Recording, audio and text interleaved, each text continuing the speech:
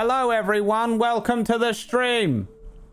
Hello. Hello. And questionable intros from everyone. How's it going? Good morning, Twitch chat, YouTube chat, and Brad's mind. How are you? Oh, don't say hello to my mind. We keep that thing firmly under wraps. Don't let the undarkened We one do say not. hi back. We do not openly act. It's like it's like when you say whatever in a mirror 3 times. You do not directly access my mind. It goes through several filters. Even I don't directly access my mind. That is a bad idea. You summon up some deep part of me that none of us want to see. Brad's got all of his mirrors covered up because he's. If I even look at myself, I don't think about my mind, man. You ever do that? This is a bit crazy. No. You ever do that thing where you ever look in a mirror and then you look at your eyes and you're like, "Fuck, dude, I'm in there." Oh! I hate you. Oh! Do you remember that? Okay. Do you remember the movie? You're not allowed to talk It's at horrible, all right? anymore. Mirrors Mess you with Done. Mirrors with Kevin Sutherland or Yeah, whatever. Kiefer Sutherland's Mirrors, movie, yeah. yeah. That movie scared the shit out of me. Underrated, And I think. I could not watch, or I could not walk by a mirror for like 2 years without being like, Yeah, we can tell. yeah, okay, buddy. Brad had the depression beard on for 6 months. It's funny when it doesn't happen to me. I've experienced this a few times. Once was in a window, like outside of a restaurant, a friend did this, and another one, there was a microwave in a kitchen at a party. And there was 2 separate people, but they couldn't stop looking at their reflection. The one we were sitting down eating, she couldn't stop looking at herself in the window reflection, and the other one kept checking the microwave, and I was like, what is this person doing? And I looked over and I was like, oh, I can see myself in the microwave, and I saw that she could see herself like maybe every 10 seconds. Yeah, that's me. 100%. I'm a narcissist. What's going on there? I'm an incredible narcissist. I don't know, man. I get that thing where I walk by a building and I like see a quick reflection and I'm like, you know, I do that. I don't know, like, but it happens to everything. So I don't sit there and like. Yeah. I used to do that when I was younger. When I was younger, I would do it. And myself. That was a great. When you were younger, you used to have like a fucking 6-pack and shit. I was hot, dude. Yeah, now I'm fucking gross, so I avoid mirrors actively. But there's a really good. There's a joke. We can tell. Sorry. There's a good joke by I think it's Mike Birbiglia in one of his stand-ups. He says that he doesn't. He says, I think the quote is something like, all I do is like check in the mirror if I'm bleeding before I leave the house. He's like, I just check to see if I'm bleeding, and that's the maximum level he checks. Not bleeding? Good. Yeah, like that's it. That's it. And the bleeding, no. And then the rest of it is irrelevant. I'm kind of like that now. I don't really check. Yep. Good to go. Yeah. Am I dying? No, good to go. I'm basically looking at my face like. Yeah, you basically have. Yeah. Yeah, but even then, I don't really do the thing where I try and make myself look good.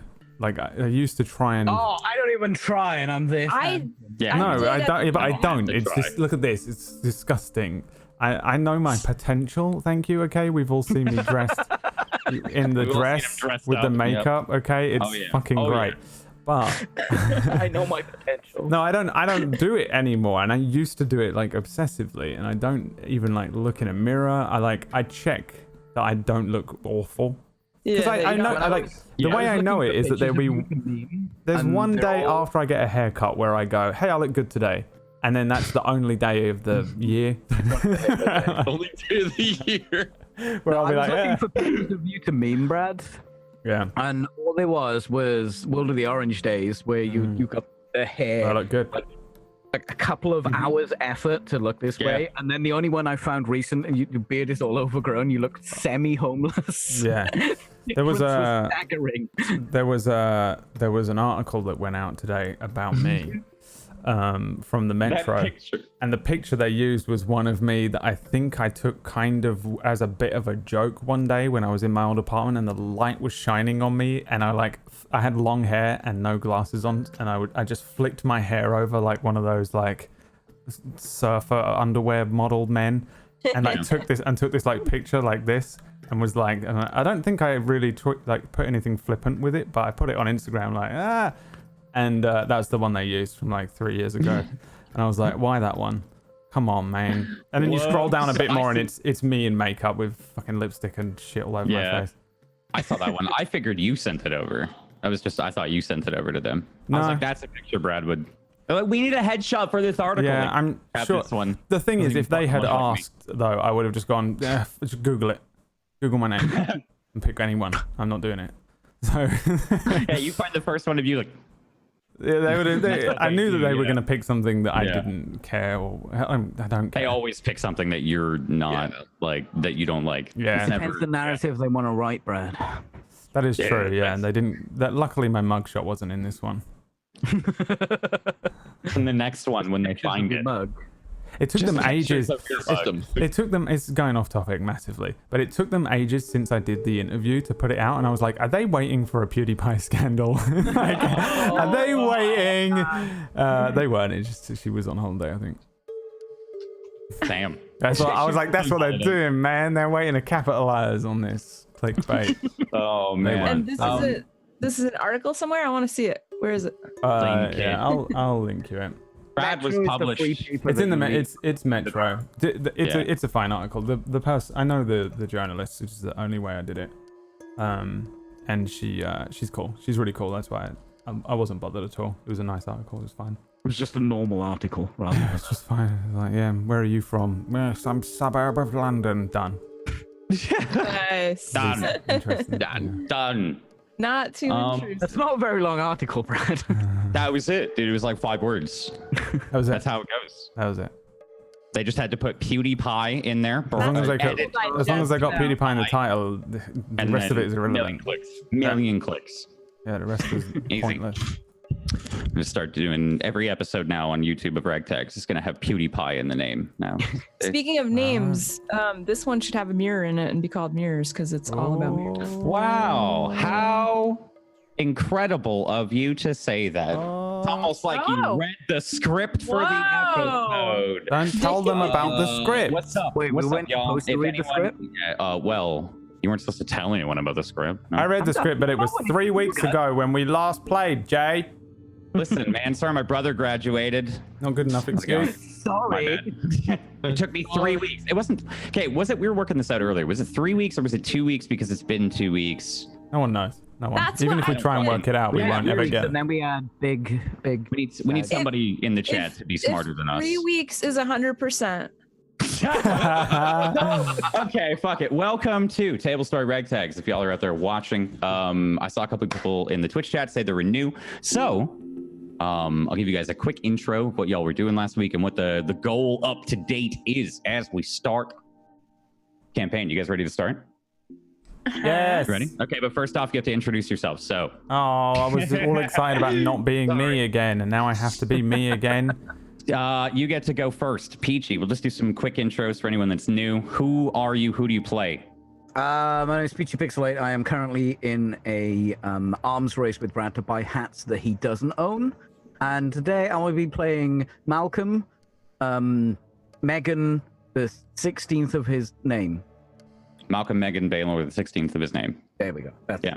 Jesus Christ, man. It's your character learn the name. What about you, Zod? My name is Megan. The rest of that shit. Malcolm, calm down. Okay, we needed you to just... Okay. We genuinely forced the name upon him as well from a game of Baldur's Gate or whatever we were playing then.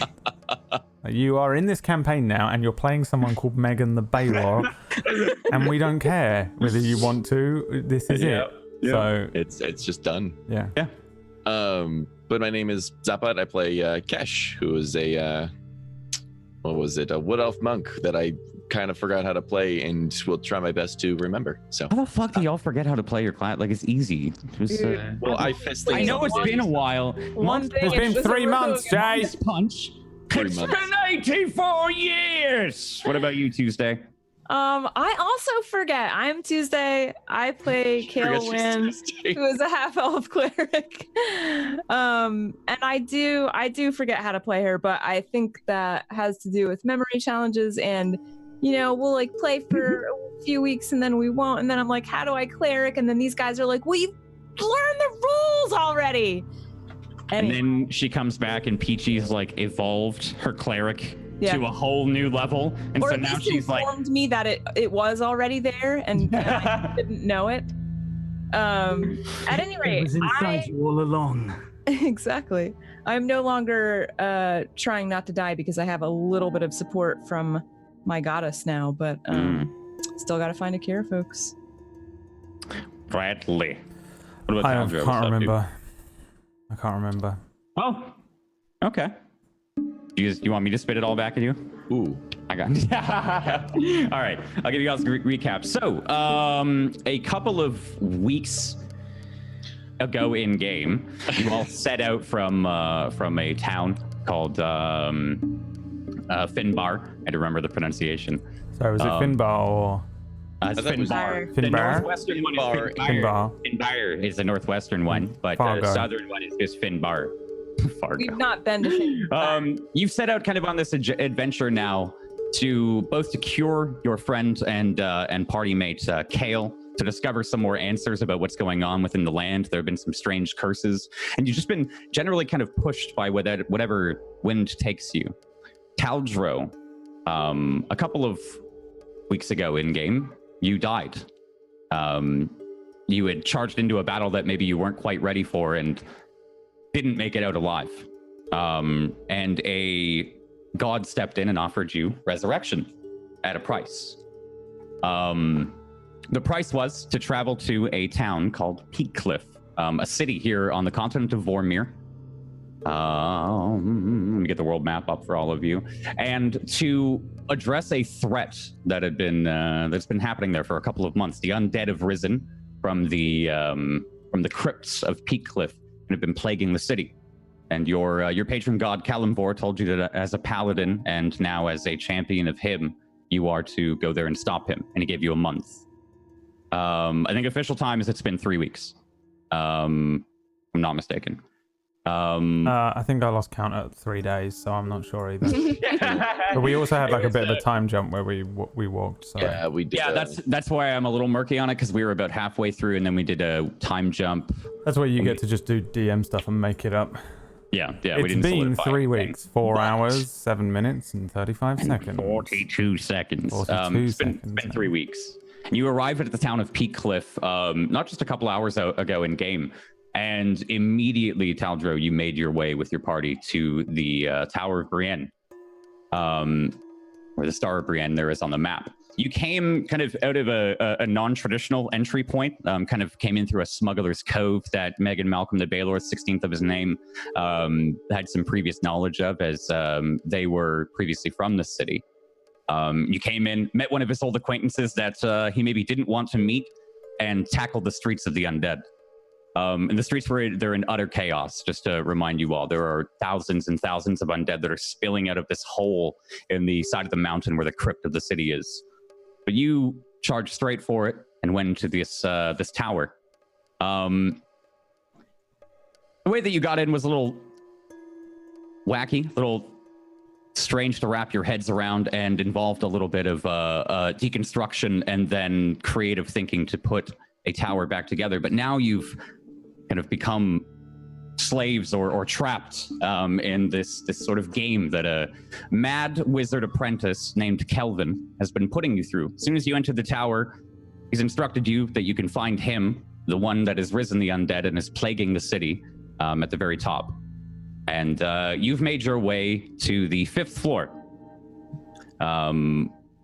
As you had gone through these previous floors here, you've experienced some traps, some rooms that were laid out with traps along every square inch. You set off chain reactions that started to, I think your best guess could be chain react a little bit too much down below in some of the lower floors. You just finished a kind of harrowing magic Wizard's Might game, where we played chess a couple weeks ago on stream. And Megan and Kesh, you two really, really duked it out. The wizard cheated twice, and you still managed to win, all while keeping some banter up with him. And in that time, you went away and watched No Game, No Life. Yes. And did you see the chess episode? I did. Did you see why I was reminded of it? I watched it a while ago, but yeah, there you go. I did. We watched that anime, and the first opening scene is like really disgusting, and I was like, this is the anime Brad recommend? What the fuck? Yeah. But the chess episode made sense. Yeah. I don't remember half of the stuff in it. Yeah, I it's just watched it. a little like, weird. meh. But it's a good anime. It's a really good anime. As you beat the No Game No Life chess episode, it definitely wasn't Karazhan from World of Warcraft. You ascended to now the 5th floor. And what I described to you all last time we played, not actually last week, is as you climb the steps. If I'm not mistaken, y'all exited the room, right? The doors swung open from the chessboard, and there was a set of steps to climb. So you started to climb, making your way to the 5th floor. I assume especially you, Taldro, being impatient. Kelvin, the mad wizard at the top of the tower, the one that's been kind of taunting you for the past couple of hours, he is the one that you know you need to kill. And you've been on a really straight and narrow course for the past 3 weeks in game. So as you arrive on the 5th floor here, as we begin today's session, you all walk up the steps here and see in front of you a dimly lit circular room. I described a lone wood elf. You see her standing in front of a large sarcophagus, and she's holding a beating heart in one hand and a large crystalline staff taller than her in the other. It's a circular room. There are 4 pillars, and one seems to be broken down. And we'll say in like a second, she doesn't seem to have noticed you yet, but she is staring directly at you. Is this Kelvin in a disguise self spell? Roll me an insight check. All right. Actually, is there a... No, just roll me an insight check. Okay. Anybody else? Is the heart human? 15. 15? No, you don't see any trickery at play here. Let me give you guys the room. Can y'all see that? Yes. There we go. So the sarcophagus is kind of crudely drawn there over on the far right. She, as for you, Kesh, like as you look at her, I guess give me a quick another insight check, actually. Sure.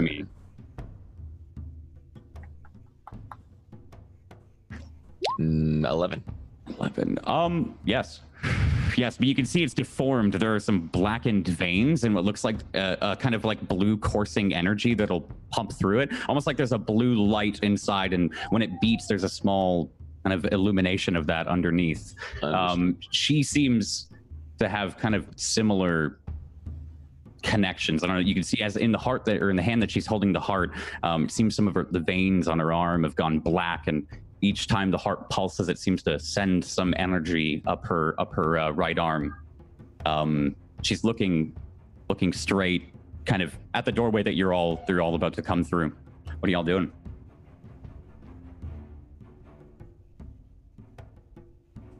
And she doesn't see us? Doesn't seem to see you, no. What is she like wearing? She's wearing really simple, I think, robes reminiscent of Kesh's, maybe when you first met him. She doesn't look like one of the wizards from like the tower, because we've seen a couple of wizards in this tower when we first came in. No, she's got it's like it looks like a gi, like a gi that you would have, Kesh, but it's kind of got like a robe attached to it. It's a little bit less formal, very dirty and very scrapped, but almost as if like these were given to her. She definitely doesn't look like she belongs. Roll me a perception check, all of you. As you look her over, she's about like average height, I'd say around Kale's height, and just kind of staring. She's even hunched down like she's ready for something. Got a 19 from Talendro, natural 1 from Kesh. I think maybe you're distracted by her gi for a moment there. You recognize I know that a type of clothing. Her eyes are completely glossed over. They have a pale, milky white that you've seen before, especially Taldro and Kale. Looks like she's blind, Megan. Blind? Yeah. Are the stairs just there behind her? Is there a door? Yeah, there are stairs and a door, yeah. A door shut? The door's shut, yeah. I mean, if she's not doing anything crazy, I'm probably just walking towards the door, and I will say... Taldro, hang on, wait. I ignore him and say... Can I try and tug on him? You can. I assume he still probably says something while he's... It's supposed to be make-believe, not real life, PG. I have so many images in my head that I'm trying to ignore. That took me a couple seconds. That took me a couple words. Oh. What do you say before? What do you say? Me? Yeah. Punch him in the mouth. Unless he punches me in the mouth, I'm striding forward and I'm just announcing. I don't want to stop him from striding forward, though. I'm announcing anyway, like probably too late. Even if I was to listen to him, I just say, "Who are you?" Okay. The second that you address and you kind of step forward, it echoes throughout the room. You hear your voice. It's not how she reacts. You hear your voice kind of echo back, and the kind of blinks, and her face goes from, out of something as if she was in a trance. The milky white through her eyes fades away, and she, who are you? That is answering a question with a question. Never mind. And I'm like walking past her if I can. Okay, yeah. Before you even, if you try and change direction, she seems to step in front. She's, who are you? My name is Taldro. I am looking for Kelvin. Kelvin. She kind of eyes go wide as you say that, and she kind of almost like a look of recognition. Before you can say anything, she goes, "You're the one that's going to take over the tower." No. You're going to be the new Grandmaster? No. What do you mean, no? No. Which one of you then? You? Points at you, Megan. Are you going to be the new Grandmaster? Which one of you's taking over? You can see me? Yes. She's looking directly at me. Yes. I say nothing. She's staring, but she looks blind, right? She looks blind, but maybe you'd missed the description. As Taldro had walked forward, the milky whiteness had come away. It snapped away. Like she was so it looked like she was blind. You haven't seen this before, but Taldro and Kale have. So she addresses you. Yeah, I can see you. What's wrong with your eyes, but? I've been speaking to someone. Which one of you is going to take over the tower? Which one of you? Kesh is dead quiet, but still watching her movements. Just seeing if she was a part of something. If she was. We're not trying to take over the power. We're just trying to get rid of Malcolm. No, I'm Malcolm. Melvin. No, Kelvin. Kelvin. Yeah, Kelvin. He's a piece of work. I'm sorry. It's been 3 weeks. Roll me a. What were you saying again, Kesh? You're looking her over just to see. Just watching her movements. If she takes a particular stance, if she's has any emblems around. Just the fact that she's wearing these robes or this gi is just kind of catching him off guard. So just more of seeing if she's been around here. Okay. Yeah, to be fair, it's definitely it's not a gi like you've worn, but it's more inspired, kind of like a take. It looks familiar in design-esque. Give me a, I'll say insight with advantage. Yeah, we'll do insight. Treat it as a perception as well. With advantage? Yeah. Okay. 9. I'm not allowed to roll anymore. Yeah. As you're looking her over, I mean, you can tell she's a little shifty. She's a little uneasy right now. You don't see any clear markings or anything other than some kind of strange sickness that looks like it's taking her over. Like she's bruising really easily. Her skin is going a little black, reminiscent of the heart that she's holding, and it lets off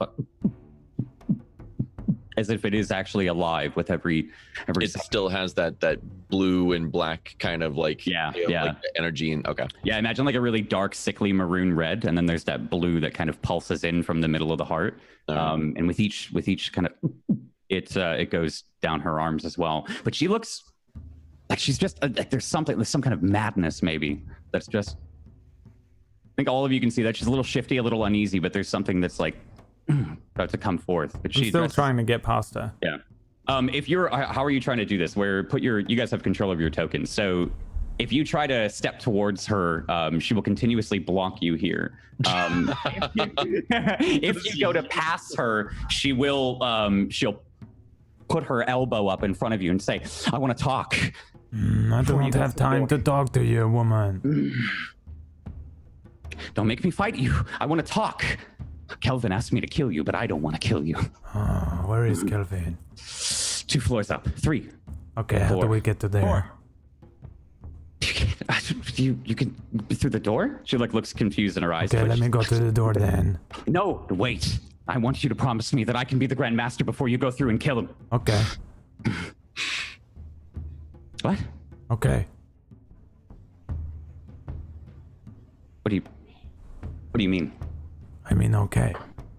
Give me a sec, I gotta grab my dice. Her face kind of like drops open. She seems to like, she's like staring at you and then looks over at Kale, Kesh, Megan. When her eyes land on me, I'll say, "Well, he promised." What are you here to do? Why do you want to kill Kelvin? I do not care who is in charge. I'm just here to kill him and stop him from doing all the things that he is doing. He's right, but he's a lot more powerful than you think. You can't just. He gave me this, and she like holds up the heart, and it's still. He's okay. I do not worry about this. What is it? She looks at you like a big smile comes to her face. She gives me power. It used to be a sorcerer's heart. It's one of the artifacts from the vault. I saw inside the vault. You can't just fight him alone though. You have to. You can't just walk up there. Why not? There's no way you can just promise me the Grand Master title. You can't even kill him. You don't even. Well, you then don't have access to the artifacts that he has access to. will you fight with us for your position? No. I'm not even powerful enough. Then let us go. Made it this far. So have I. You don't understand. You can do whatever up there. Whatever. As she keeps talking, like her eyes start to go a little wide or like a little bloodshot, like something's wrong. Little kooky. Something's wrong. Yeah. I'm gonna say to I'm gonna tug on Taldro's elbow and say, you made the promise, now let's go. And then I'll try to sneak around. Yeah. I do the same thing. Okay, she goes to step aside. I'll go the other way. There is a door. Oh. So you guys are gonna go both the other way. All right. Yeah. So she the door is closed. Like just so you guys know, it's kind of a I said circular, but the Not design is for long. Haha. I am strong. As you go to walk by her, you guys can't just roll me a perception check here. All of you, if you're looking at her, because as you go to walk by, she's like 21. fighting herself. She's 20. pushing, like she's trying to push herself aside. She's moved a little bit, right? But as she moves a couple of inches, something stops her and she seems locked. And she's, no, they said they're not lying. Kale, as she says they said they're not lying, her eye like swells a little bit, like and then goes back in. Like you just notice it for a second. Cash, actually, you see that too. Sorry, with your 20 and 21, you just see like no, and it and then goes back in, like something's in there. And she's go. Something very wrong with her, and I'm now like shuffling toward the door, and I'm going to try and pull on the door. I'm sick. Are you walking? You're all walking by. She starts to go over to the side. Let me. What does the sarcophagus look like next to her? Just kind of glancing as she was walking over. Yeah, as you look, it's kind of weird. Like as you kind of give it a full glance, there's a bit of a statue on top of it depicting like it's a small like figure. You can't quite tell; it's a little faded. But the sarcophagus itself is kind of shaped like a heart. It looks like a large like heart pod, and directly down the middle, it seems to seal, almost like a walnut, with the line in the middle, and it has a couple of intricate designs that all seem to flow like veins towards the center. It stands upright, and then the sarcophagus is kind of like at a 45-degree angle. There's a small statue at the very top of it. She seems to like lean against it and touch against it. Does the statue itself seem to be not pulsating, but just, and I guess same type of energy just kind of pulsing from it? I think at first glance, no. Like it's not. If you're asking if it like beats while the heart beats, then no. Right. It doesn't seem. No, it doesn't seem to be affected by the heart beating. If you wanna like discern what type of magic it is or something, you can roll me an Arcana check if any of you guys want. But for the most part, here you can move your tokens as you try to start to walk by. I 100% do not care, and I'm casually walking by as if she's a crazy lady at the bus stop. Turn around to Megan, just nodding, just to let's move. Just trying to get past. All right. Shit. Yeah. As you all start to move, she like staggers back against the sarcophagus again. She's no, and then you all make it up to the door. Go to open it. Starts to swing open, and she seems to she goes down to her knees for a moment. Like as you swing the door open, it seems to affect her for some reason, almost as if a weight has been pushed down on her. And she looks back up at you. I'll wait for Kelvin's head. I'll be the Grand Master. All right. Seems to be fighting something off. You all start to exit the room. Yeah. Bye. Yep. Weird. You all start We've to. for sure unleashed a hellish nightmare upon this land, greater than Kelvin could ever wish to become. But Yeah, but this is exactly what Kale would do. Like, there's no way that Caldro gives a shit about who is the leader of this tower at any point apart from right now. He's lying, right? So I'm not even killing this guy because it's the right thing to do. It was just what I was told to do by Kellamvor. It's the only reason I'm here. I'm not even like whoever is the next tower leader. Whatever. Fine. I don't care.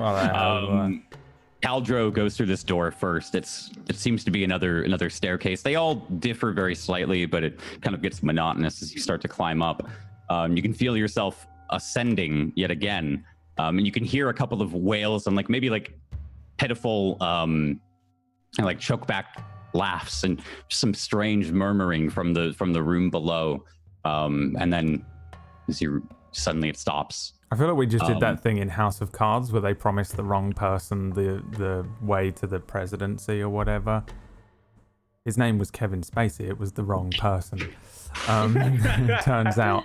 But and they're all like those political dramas where they Spacey joke I've heard today. Where they give someone who they shouldn't shouldn't be in this thing that will buy them something and it's the wrong one. We just did that. We just entered an episode of House of Cards. Can y'all see yourself? Why? Yes. What was that? What was wrong with her? I don't care. You're not gonna give her the Grand Master, are you? I don't know who is in charge of that. No, I don't know. ours to give. I don't care. It does not matter to me who runs this tower. It's not my tower. She was fucking weird, and her eyes but were rank. Yes, we've met a lot That's of not weird normal. They don't normally be milky, and then they're not. We met a man made of bark skin. Yeah, that was also kind of rank as well. Yeah. But at least he was kind of normal. What do you mean normal? Well, he spoke like a proper person. She was crazy and talking to someone in her head, but. Well, consider the things that we've seen in this tower. Is he talking about my tusks? I cannot pronounce things properly because I have big tusks. It's hard to speak your language. He is not. I mean, talking to yourself, but like a proper loony. At that point, Reginald. Caldro! Shut up, Reginald. Why? Why are we taking so long? We're doing this pretty quickly, I think. Thank you very much. That, exactly like what you're doing now. I'm not talking to myself, I'm talking to Reginald. How long has it been, Caldro? It feels like an eternity. It does not feel long enough. Can I buy 2 eternities away from you? Yes. Okay. Yes, Caldro. I've been speaking to someone who can give us both an eternity. Okay. I don't know what that means. Do not worry, Caldro. I'm not worried. Okay. Okay. As you are all walking, by the way, you're all talking. This staircase seems to continue. Like you've been throughout the course of this conversation about 2 minutes now walking upstairs. Just seems to keep going for. See, there is what looks like an exit, a door at the top of the stairs. We've been walking for about like 2 minutes while you guys are talking. Do you want to do anything else? So it's been 3 weeks, 4 hours, 4 minutes, and 32 seconds. 32 seconds. Let's stop for a bit and have a rest. No, My knees are proper creaky, but no, they are not. I cannot hear them. You will be fine. You should go No, first. it's like a metaphor. Like they're not actually creaky. What is metaphor? Like you. I don't know. Right, you should go first. Just a little. I just want to rest. My legs are tired. There we go. Just means like tired. Why would you want to rest in this place? When we came in here, the tower was barely I can't even... rest in the place that was bloody on fire, and Well, yes, but this is the same tower. It was not even in the real... But it's not on fire. That's an But it might important be at any distinction. second if we sit down and wait. Kelvin is going to be like, oh, they are sitting in this place. I will set the bricks on fire under his legs. But he hasn't done it. He's given us rooms and like tests Do I to see a do. gargoyle statue anywhere? I think he Well, is you buying mentioned that. himself No, time. you don't. Buying himself time for what? I don't know. I don't want to give him that advantage. An advantage of an hour. Perhaps we should. And then my voice just fades. I mean, I'm staring at Kale like this is the only reason I will stop. Like, Yeah. Kesh is kind of thinking in the back of his head, yeah, no, that sounds perfect. He's not going to say it just because he wants to get this done and over with, but he looks a little beat to shit. I'm just saying we have a little sit down on these steps here. I mean, I look brand new. Like standing there like... Give me a perception check with disadvantage, Taldro. Or maybe insight check with disadvantage. all right. You're all, you guys are still walking, yeah? Just to clarify? Trying to get to the door. Yeah, Oh, if 11. Yeah, I mean, Cash says that. I mean, he's taken some hits and Megan's taken some hits, but they look pretty tired. How do you feel, Kale? Well, I feel fine, and I would like to continue, but if they do not feel well... And I think in last session, didn't I check them out medically? They were okay, so it's just that they're tired. Yeah, you had checked out Megan after Megan had been like catapulted across the fucking room. Yeah. set on fire. But then Megan like tripped off like 4 of those traps, and then you all got hit by the chess pieces a lot. So you'd probably be a little shaken up. Yeah. Just more general, like think of it like general exhaustion setting in, right? Your muscles are starting to get really, really sore. You guys have taken a lot of hits and you've bounced back, but how many times can you bounce back? We've been put through the ringer, so Before we rest then, so we're in like a stairwell.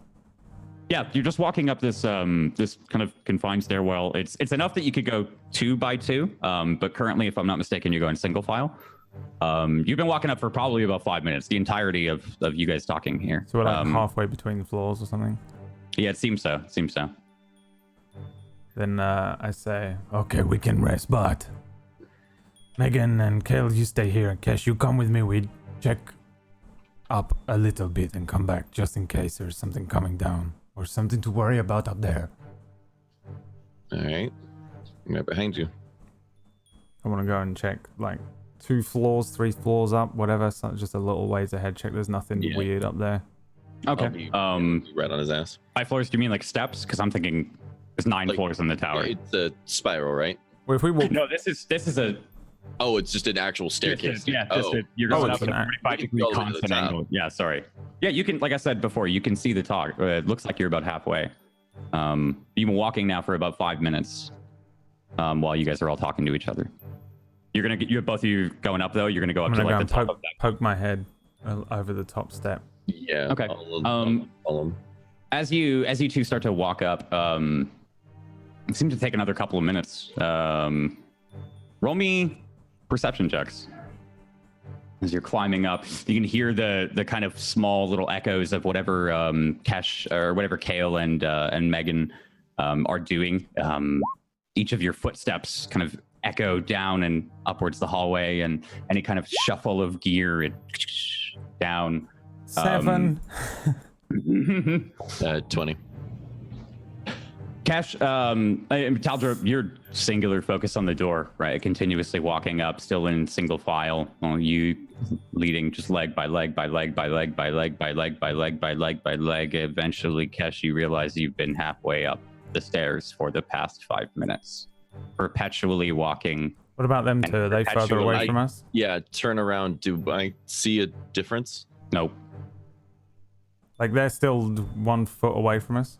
Like as you turn, they don't seem like you've moved an inch. You're fucking tired. It's been like, What are you doing? You're gonna get moving or have a sit down?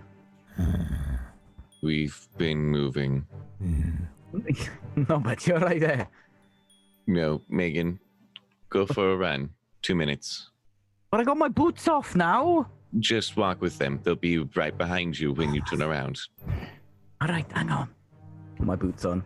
you put down. You start to run up, or you running up or running down? I'm gonna do the power jog up the stairs. Okay. You start to Taldro, anyone that's paying attention, roll me investigation checks. Wait. 17. Oh, 14. I've never rolled that high in check before in this whole game. Taldro, as you're watching Megan, he seems to go a couple, like he seems to start to go up a couple of steps. Catch you, or sorry.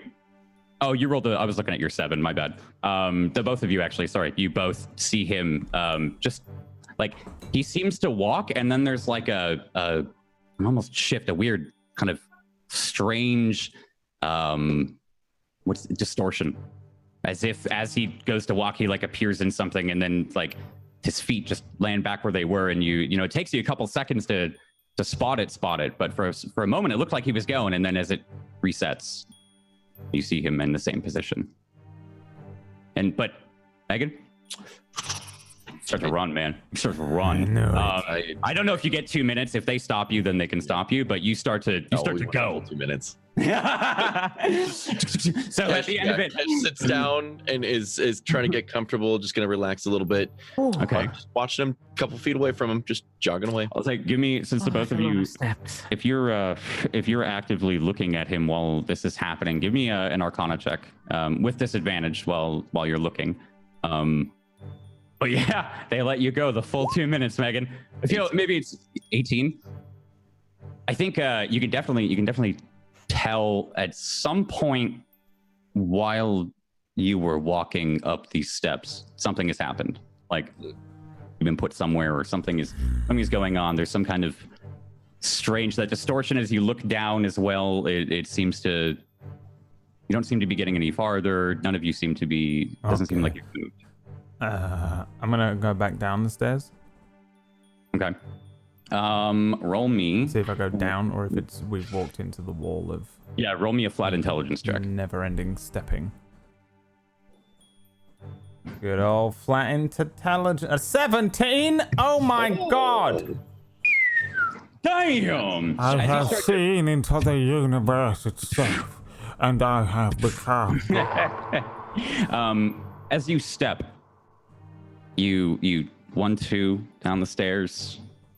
You feels normal. I'm getting further away from him. Yeah, you see him start to move further away. It seems like he breaks it for a moment, Cash. It seems like something. It almost looks like he passes through like some kind of invisible barrier, and you start to descend the steps here. You can hear kind of like. Am I getting further away from you? I mean, yeah, you're looking right at me. Okay. I'm gonna walk all the way to the bottom and go around. The closer that you get down to the bottom, the more that you hear the redheaded elf talking to herself and murmuring. It kind of gets a little louder. You can't quite discern what she's saying right now, but you get down to the bottom, and you all see him get down to the bottom. Look in the room. Look at her. Yeah, she's she's like in front of the sarcophagus, kind of like leaning over, and you can hear the whispers kind of echoing out of behind her. She's not in the sarcophagus. She's underneath it, kind of. And roll me a perception check if you want to listen to what she's saying. For now, she just kind of looks like she's hunched over. I definitely don't want to. I just shout at her, "Hey, elf!" You see, as she turns, you can see she was like hunched over the heart. She's what? Have you ever tried going up these stairs before? The stairs, they change all the time. You can't predict anything in here. Oh, I see. Calvin can change anything at every second. Okay. Bye. I leave her again and go back up the steps. Bye. And turns back, and you hear the murmuring start again. Whenever I starts to walk up. Yeah, I'll get back up to the others. Okay, you can go down. You go down. Go there. You can go down the steps, but not up them. And then I sit down, cross my arms and legs, and wait for the others to figure it out because this is a puzzle. Kesh just starts to meditate. Okay. When I stop and turn around, because I heard Taldra thing. Yep. So I haven't moved. You realize that you haven't moved the same as what they're describing. And then Taldra starts to go down. What are you doing? You're exhausted, yeah? Like, I'm not exhausted. I'm a fit guy. yeah? I'm pretty fit. I can do a stair jog. Okay.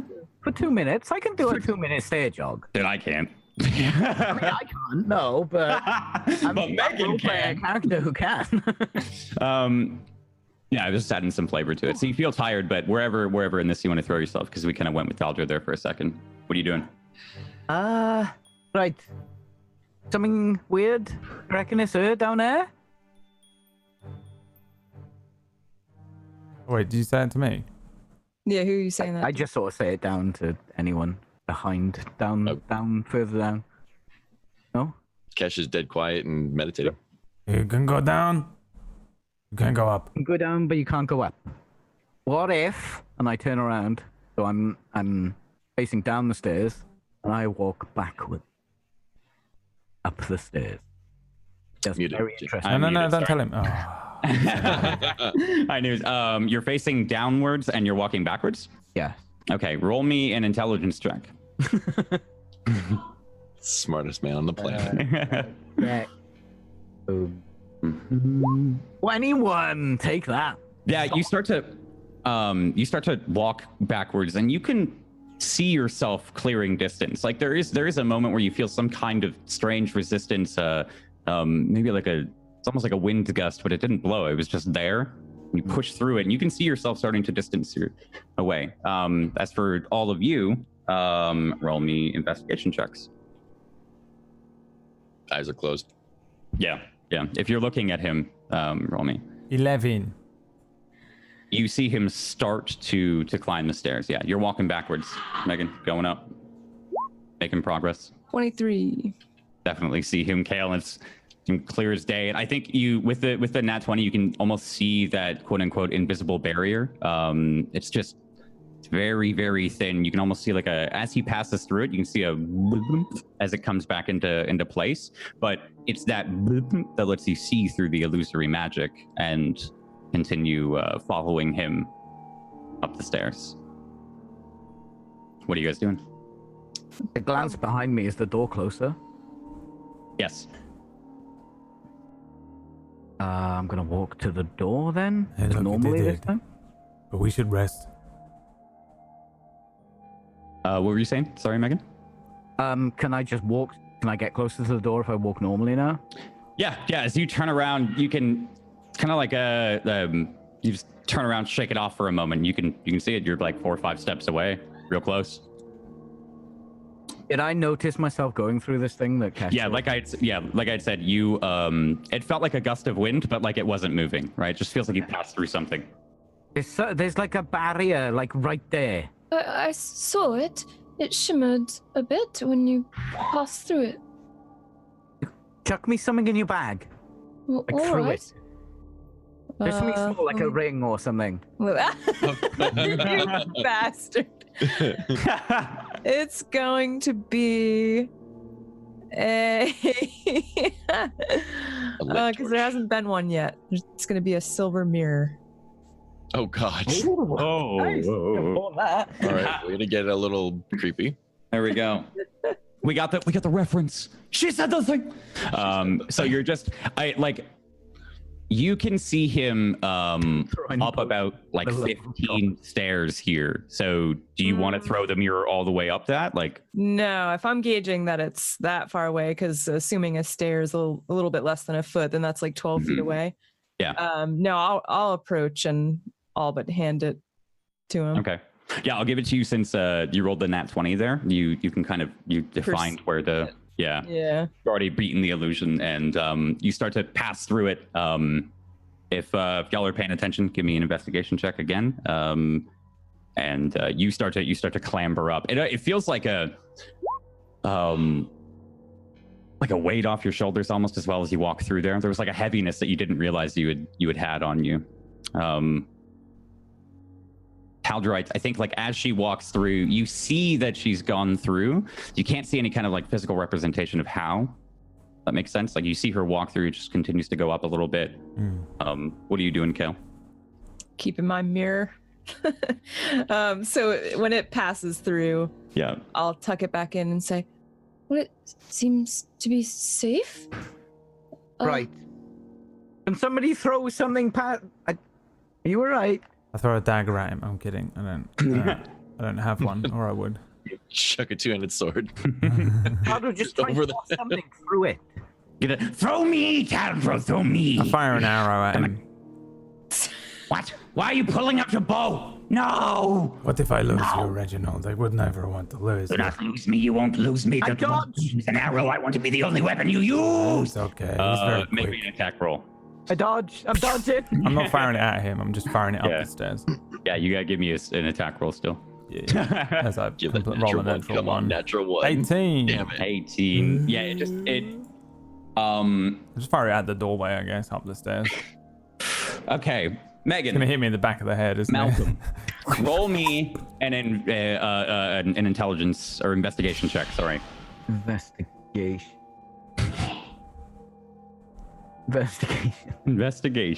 13. Okay, you're good. Kale's already beat it. So you fire this arrow, Taldro, and it flies through.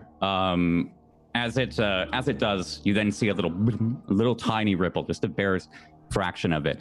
For a moment, Megan, this arrow looks like it's like growing in size, like growing and growing and growing in size, like it's and then suddenly it shrinks and it flies by. But for like a split second, it looked like it was the size of the hallway about to engulf you, and then it starts to fall down the steps, and scatter there. Right. What are y'all doing? Some weird magic thing. Can you get to the door at the top? It's right here, Taldro. Just concentrate right there and just walk. What? See this? You got to walk through it. I know that it doesn't look like there's nothing there. What, do But I have there to is walk something there. backwards? You don't have to go. It might help, actually. It might help you. I don't understand. Right, you see this, and I point to Roll the the nine. area where the thing is. Roll me. You can roll one now. I was just gonna say with an advantage, because you can see the ripple. It's been defined. Like you kind of know there's an illusion. Okay. That's better. So it's just, I mean, like we'll say, you can obviously perceive that they're pointing at something, but especially on the other side of this wall, it's a little distorted in the same way that arrow looked large to you, Megan. It's a little distorted. He's pointing here, and it looks like it's like 5 feet away from you, regardless of how close he comes. Or can you get all the way to the top? Yeah, the door's right there. I turn around and make sure that the door is right there. Yeah, you touch it. And Kale is up there with him. Touch it. Yeah. So I'm in between. It would be Megan, me, and then you guys. Area. And Cash is right next to you, meditating. Yeah. I say to Cal, can you get to the top as well? I will try. And I'm gonna go up probably just past Megan. Are they far enough away that it's just me and Cash, and they can't hear what I say to him if I speak to him?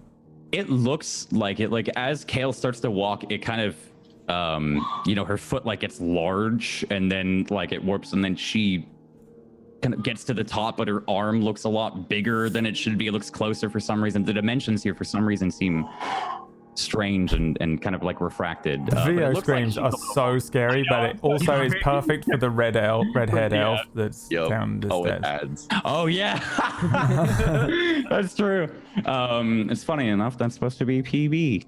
Well, now it's VO. Oh no! Now it's VO in a PB costume. Say that elf looked like a fucking queen.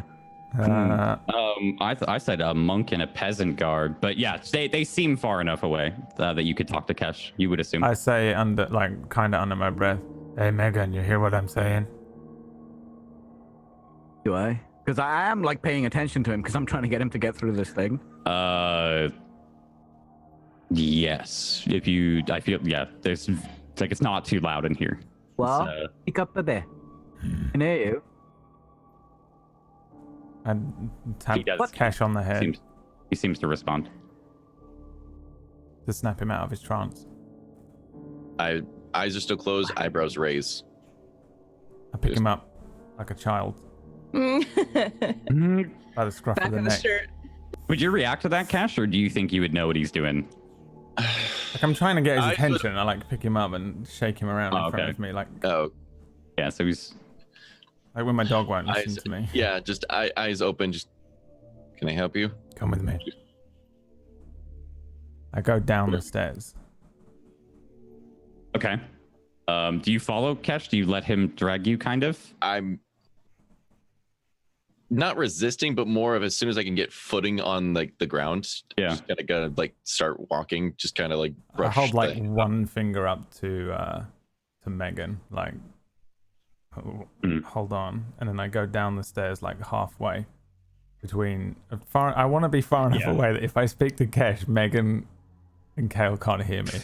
Yeah, I think you get to a point eventually, like you pick up Kesh and he does the kind of stuttering run thing, gets down a step or two, and you two start to like kind of walk down a couple of steps. I think you get to a point where you could assume that Megan can't hear you, but the redhead gets a little, like you can hear a little bit of murmuring again. I don't care about And I think Caldron needs to go see a neurologist. What? He's really weird when What? stuff happens. A whatologist? Neurologist. A herbologist? Neurologist. Right. Neurologist. Right. Can we hear him yelling neurologist? Yeah, definitely. Like it just, especially neurology, and it just like down the hallway. It does sound a little muffled, like the sound passing through this now, especially that you seem to be on the other side of whatever it is. Sounds a little muffled, but you can hear him. If he's trying to speak Elvish, Jesus. No. Making a lot of sense, Megan. Are you? How about that rest now? It's a good idea. I'm gonna sit down and take my boots off again. Yeah. Oh. ID that is. Are you doing anything, Kale, before we pass it over to Taldro and Kesh? Megan, did you sit down? Okay. I was a little concerned when he started yelling some word that I wasn't familiar with, so I'm probably going to sit beside him and just sort of keep a little eye on him here. Okay. Yeah, Kale starts to, I think you see Kale start to tend to Megan, and you two can talk about what you wish. Is Taldro and Kesh, like I said, you guys get far enough down where you think they can't hear you. What are you doing? I think I kind of like look him dead in the eye and I say, where did you come from? What do you mean, where did I come from? Where? Why are you here? You said you are here to help us. Right. Where? I was sent from the monastery. Why? Because my liege told me to. Why? Because I follow orders. How they know about us? I couldn't tell you. This is... All I know is I'm supposed to send in some information, and I have not done that yet. I'm in deep shit already with that. My Why? liege. Your liege is... Who? My liege. Find that real quick, because god damn it. Vasadi Surman. House of Surman. Who's that? My liege. I thought you were a follower of Eldeth. Raised in it, yes. Your liege have interest in KLY. Couldn't tell you. I follow my liege. Protect my liege. Will die for my liege. If your liege tell you to snap Kale's neck, what would you do?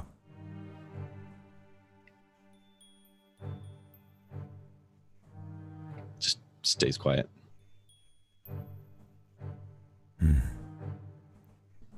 I walk away. I'll head up the stairs. Okay. Did we hear them talking? Kesh will stay still for 15, 20 seconds. I'll say this one. Give me a perception check if you wanted to, because I feel like Kale would have been saying something. Maybe she said she was concerned for you. 18. 18. Hold on. I would have been distracted, I'm pretty sure, by tending.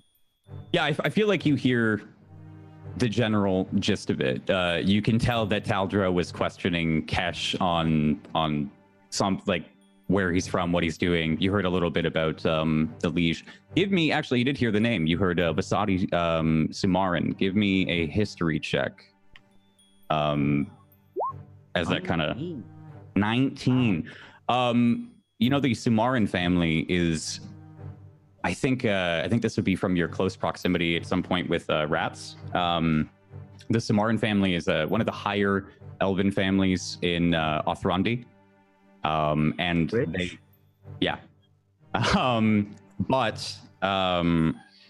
There's something about them with the royal family that gets kept secret. You just specifically remember that Rats was trying to figure out what gets kept secret with the Sumarans. And I heard that he's working. Yeah, you hear that. I think just the word liege is thrown around, and you heard that she sent him, and then also kind of hear the name, and maybe that's what catches you for a couple minutes. And by the time you realize that Taldra was walking up the steps to you guys. I head up to the part where I can get to at least. This time as you go to walk by, you can like kind of see them as you're walking. I turn around and start walking backwards. You identify it well enough, and you quickly slip by. Taldra's heavy footsteps start to kind of come up the steps to all of you. Has it been an hour yet? No, it's been like 3 minutes.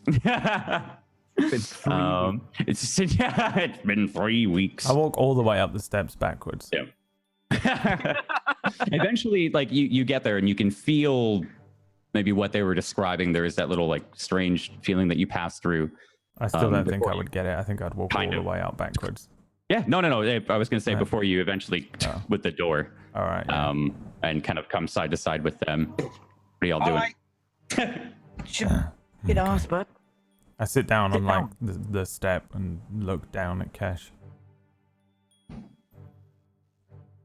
Yeah, Kesh will be looking at the steps. Saw what everyone was doing as far as like turning around, and so he does it, but still looks at the ground, just almost not disappointed in himself, but more of just questioning what he's been doing, and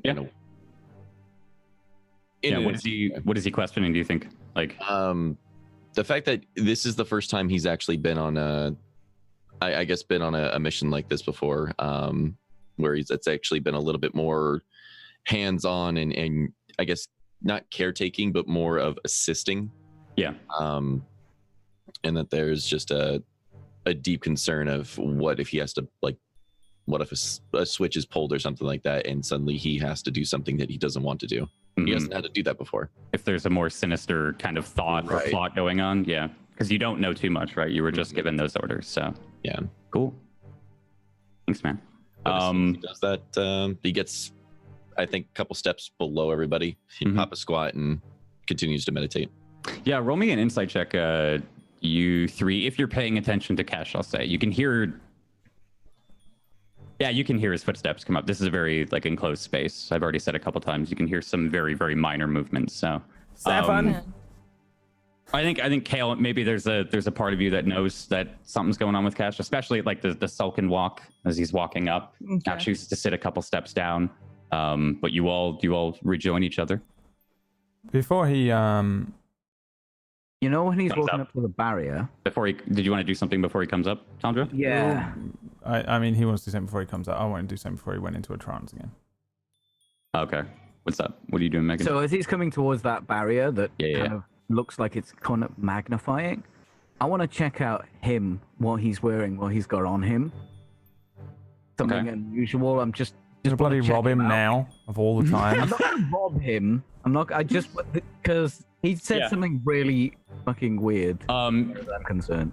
So you want to see exactly what he's wearing, like any identifiable marks is what you're asking? Got anything on him that like he got clan tags? He covered in tattoos? What's the deal here? Give me He is wearing a phase hoodie. It's actually got Supreme right here on the Yeah. chest. My God, he's a douche. Do you have any He's a douche. That went right over my head. Do you- I have no idea what you guys Oh, mean my. by any of that. If anything, you're precious and stay that way forever. Zot? Check your Yep. So roll me a perception or investigation check. Sorry, Megan. Any kind of No. advantage for the magnifying effect that I'm Oh, that okay. I see how you're arguing for it. Yeah. I'll give you advantage here because I assume you're looking for like markings in particular. Yeah. Yeah. Okay. So perception with advantage. Okay. Yeah. Perception. Investigation with advantage. Investigation. Yeah. That's even better.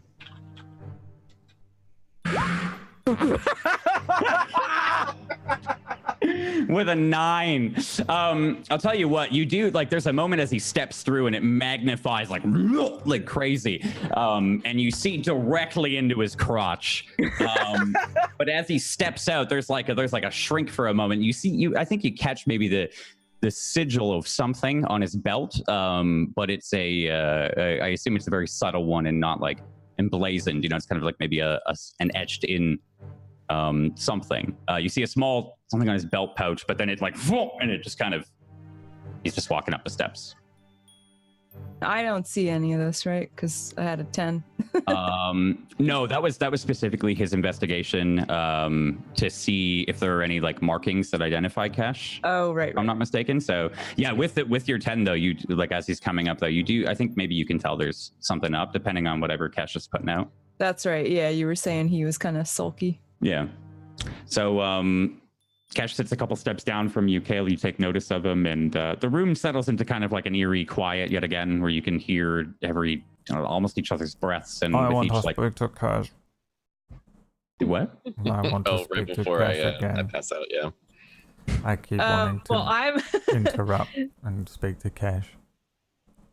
I'm not sure where we're at, but Go when ahead. it was mentioned that he looked sulky, Okay. I was going to recheck in with Megan here, who was formerly exclaiming neurologist, and then go see to the other person who also said that he voted for resting as well. So, Mhm. Megan, are you all right to rest for a while? Yeah. I'm a bit knackered, to be honest. Right, Oh, that room really took it out of me.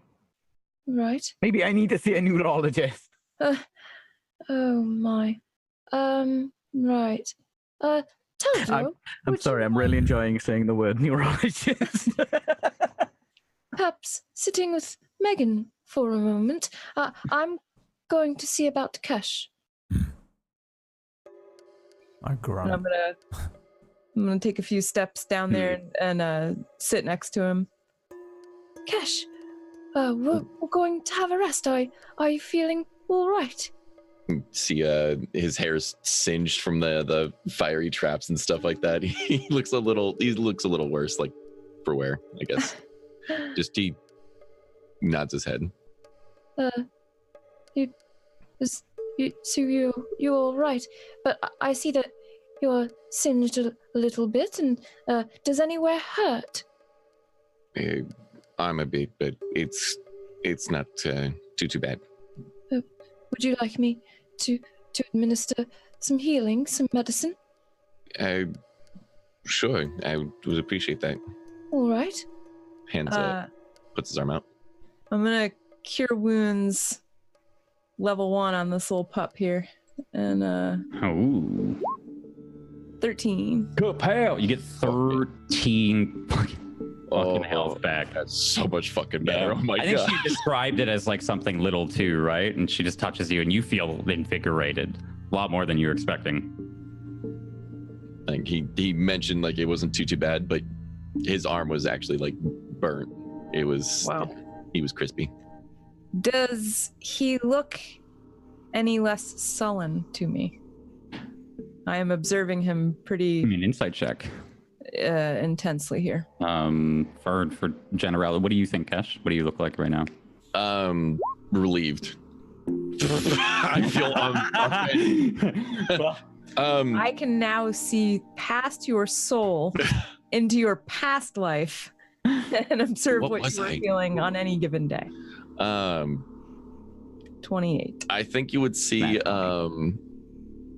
a lot of like physical relief, just almost like a surprise on his face. But there's that small, I guess almost in like the eyes where you can kind of see like almost like something still off, wrong. right? Yeah, I was going to say, I think wrong. It's the eyes, right? What does she see in your eyes? It's all in the eyes, big time.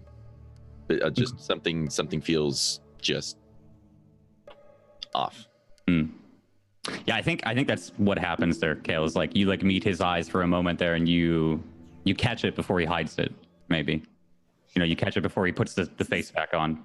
This is just a few steps away, but I'm actually going to go up and I'm going to crouch down to Taldro here and say, I healed Cash, but did he touch anything in that room with the wood elf? His eyes, they're different. I can't say how, but they're definitely different. I will go see. I go and sit next to Cash and look at him. Yeah, as you go and look down, Taldro just kind of sits down in front of you. Just to clarify as well, Tuesday, it was it's kind of like you see someone before they like hide whatever emotion they have, right? Where they're like, no, I'm fine. I think you can see like the sadness or something. Just there's something different that maybe after Taldro's conversation brought out in him, not after the room. okay. But Taldro, you're walking down to Kesh. I'm looking to see if he's got milky eyes. Yeah, what are y'all doing? As you look over his eyes, you don't see any of there's none of that like milky. Immediately Kesh is like, eyes are a little bit more open, just Has Taldor got his sword out? I have not got my sword out. I shits his pants. I pull the peak of my hood down, or like up but down over my eyes, and I say, "You know what this is? What? This is Ranger's hood. You know that?" I've seen a few. And I sit next to him. I'm not staring at him anymore. And I say, I was trained by a ranger for a while. His name was Edrand.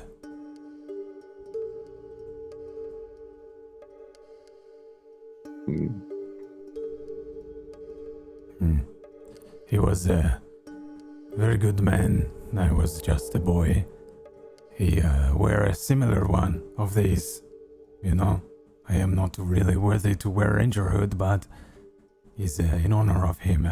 Even has writings on it. I pointed like a little inlay that's written in Sylvan, and I say, you know what that says? You are an elf. Fuck, I don't. I'd look at it and just, no, what is... It looks familiar. Probably seen it in, many places, but What is it saying? I'm looking at him to see if he does know whether it's Sylvan. Do you speak Sylvan? I do not. I mean, so I think you just see like a face of confusion. Yeah, because it's not Sylvan. Yeah. It's just a bunch of random shapes that look similar to elvish squiggles. I say, he says that we stand together in this place, promise to heal those that are good, forgive those that desert it. He was on that fountain as well.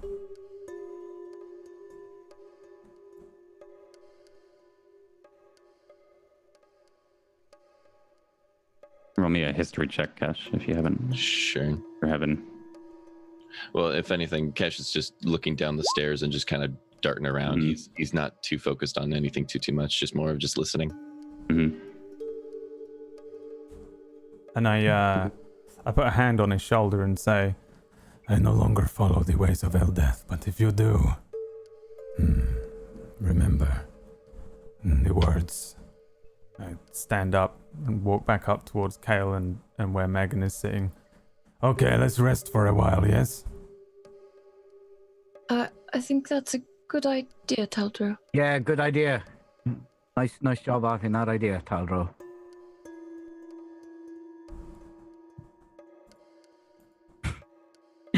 This is perfectly fine because there's Permission to no way slap understand you, sarcasm. Oh man, I think that's a good spot for us to take our break here.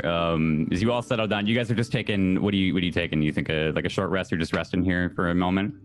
Yeah. Just a quick I breather. don't care. I'm at full, and my character wants to fucking go because he's whatever. But I think like the scene ends here with like Taldro's impatient foot tapping on the steps while you all are trying to rest.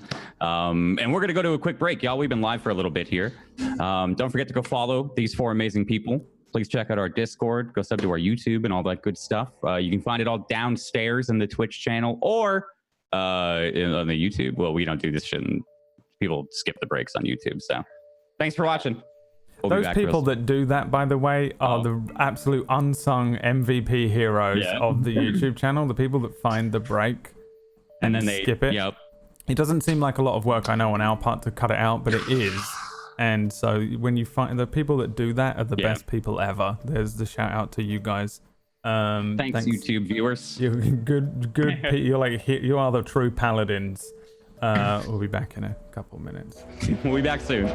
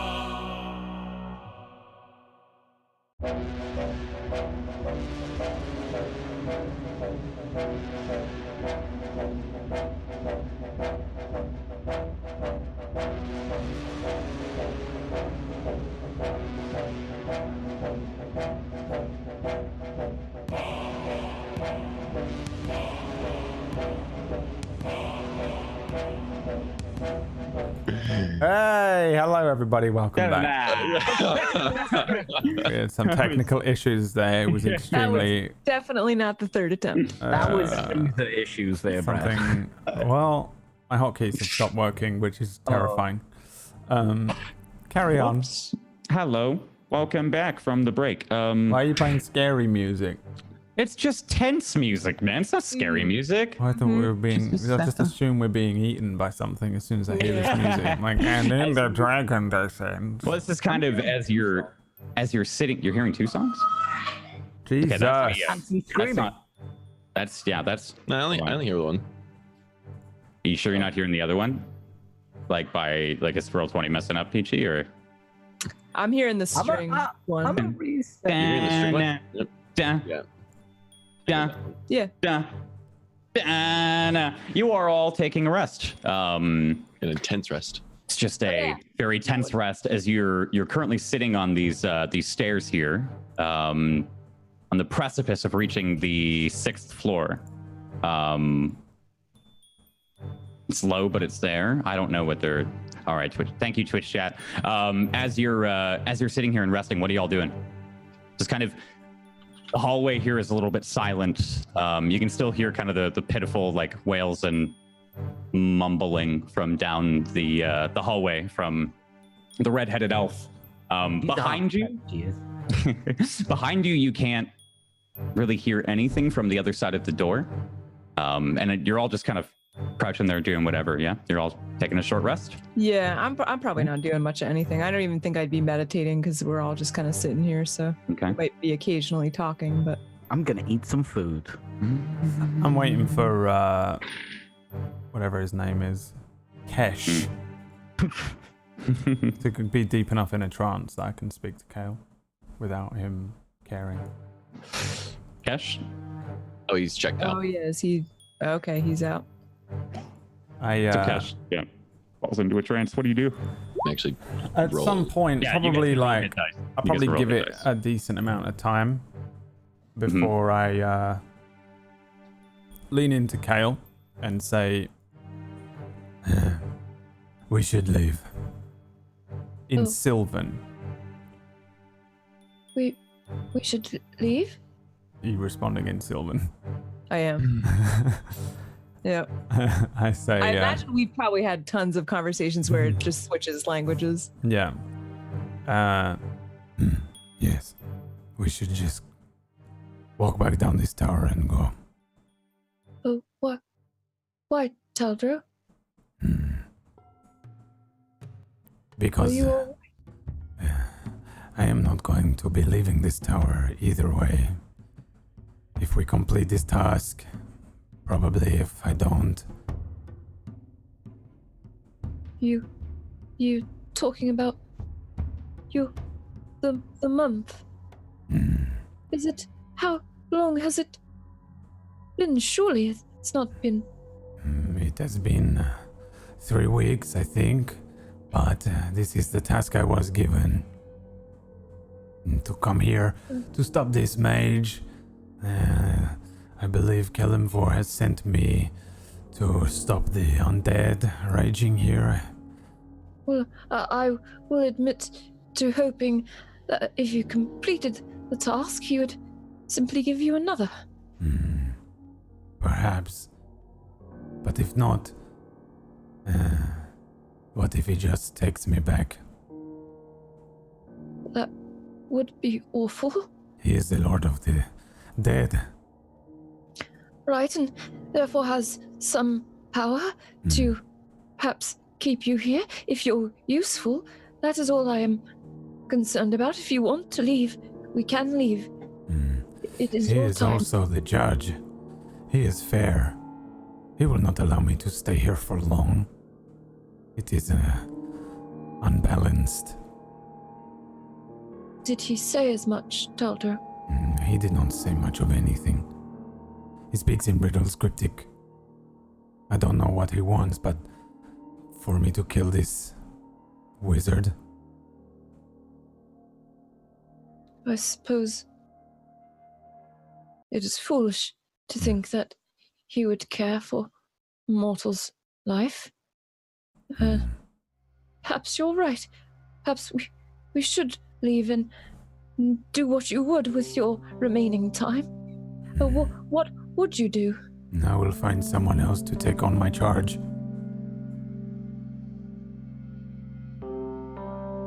I will follow, Talder, if that is what you wish. I had hoped it would be that one there. I had hoped that he could take my oath to protect you and keep you safe, and perhaps on some level he would do that, but I do not know where he is from. He has his own oath that he is trying to keep to someone else. I do not trust him. I do not trust Megan. He would turn on us for a coin. Well, actually, he might. He does love them so. And Cash, you do not trust him. No. Perhaps we can, perhaps we can't, but it is not something I am willing to risk at this point. If I am to leave this place forever, I will not leave it breaking a third oath. I understand. I understand how it must feel to have broken any. Be quite a thing. And I'm partially responsible, and yes, perhaps you're right. Perhaps they're not to be trusted. It is not something I am willing to risk. I will leave this place with you and I will find someone that I can trust. We will find the cure, Talder. We will find it. None of this will be in vain. I believe that because I trust you. It is everyone else. And everything that has happened recently, these people that are looking for you, this one shows up just in time. I admit that is a little convenient. It was right around the wrong time that he showed up. And those bandits are always finding us. Indeed they are. He said to me that his oath is to his liege, this person. And they sent him to find you. But why? Who is his liege? And why me? He says his man called Marati Barifage. Vestically Serum. Can I do a history check? Yes. I don't On know. Vestically Serum, Yes. it's the wrong name. Oh no! Oh right, like Magnalos. They're actually, like, as you think of Surim, he says Surim, there is a Suram River. Oh, sorry, it is Surim. So he said it right then. Okay. But there is a river named Surim. Where is that? It is. There was also a cellar in Finbar called Harriet Surum. I knew that his liege was Visati Surum. You did? Yeah, I knew it when I asked him. Oh my god. I have it in my notes. How? Because he said it when we were in the place, I think. Actually, maybe I wasn't in earshot, but I wrote it in my notes. So Okay. But he said it when we were in when we were in the burning place, I think. Aha. Okay. Oh, come on, roll I remember 20. if I was in earshot, but Hold on, I gotta mess this up for a second. Sorry. Oh no, it didn't mess it up. Okay. Yeah, it seems familiar, and you remember a river. I think there's a river that runs from north to south in the Fae, or in the Fade. Sorry, that splits the two. It's named after something Surim something like that. What you remember? Interesting. I have heard of a river in the Fade called Surum, but not a person. Anyway, if you think we should go, then we should. How do we convince them? Well, all we can do is try. I do not know why they even come with us. Well, Megan has profited quite a bit. We're skilled beyond most folk, and, well, we know, at least ostensibly, why Kesh does. So, there's that. I never thought I would miss Ozag and Kek. Oh, I admit, I would not have thought so either. They were rather frustrating at times, but I do miss them, their simplicity, and I did feel that they were worth trusting. I do not know about trust, but I could sort of tell Kek to do things in exchange for food like a dog, and that was easy, at least. That's true. It was simpler. I think I would rather disobey Kelemvor and break this oath to him than cross to the other side again and leave you in such uncertain hands. I understand, and I don't want you crossing anywhere, but if you have to, I would like it to be with as much peace as can be found. How far away are we from the temple? We are rather far. It's west by... would I know how many days? Can I do a... I think you could probably work out that it would take you about the same time as going from the other temple to Peak Cliff. Like it'd probably take about a week, maybe less if you took a shortcut. But you guys can see the map, yeah? Okay, good. Thank you. Roll 20. Yeah, I was wondering about that pass there because there's that path where the folks use to get. We know about some fucking lake you know bullshit, about the right? the secret one that actually is accessible through the fountain of stairs directly in Peak Cliff that comes straight up. But I don't think you would know if it's accessible at any other point in the mountain. You just know that at the temple there's a waterfall that the merfolk dive off of, and they make this spiritual journey to Peak Cliff. Gotcha. I think your best guess would be like a week by the route that you would assume. You know, if we go over, we go down south from the peninsula and then come back up and follow the mountains, probably a week. That's like the most common route that you could think of right now. See how it says the burning thorns here? We know that as well though, right? Yeah, that was marked on the map for you. That was from the burning thorns. To go for fucking Mordor. The guy that you captured on the hillside, the one that Tal drove fucking through. That one. Yeah, my inclination would be to walk northwest along the lake, cross the river, and then look for a pass. But either way, that would probably be close to a week, right? Yeah. Probably the best you could think of is a week. Could probably be done in the time you have remaining. There's no one else that I can trust but the temple. I just seem to be staring down, and then come to think of it,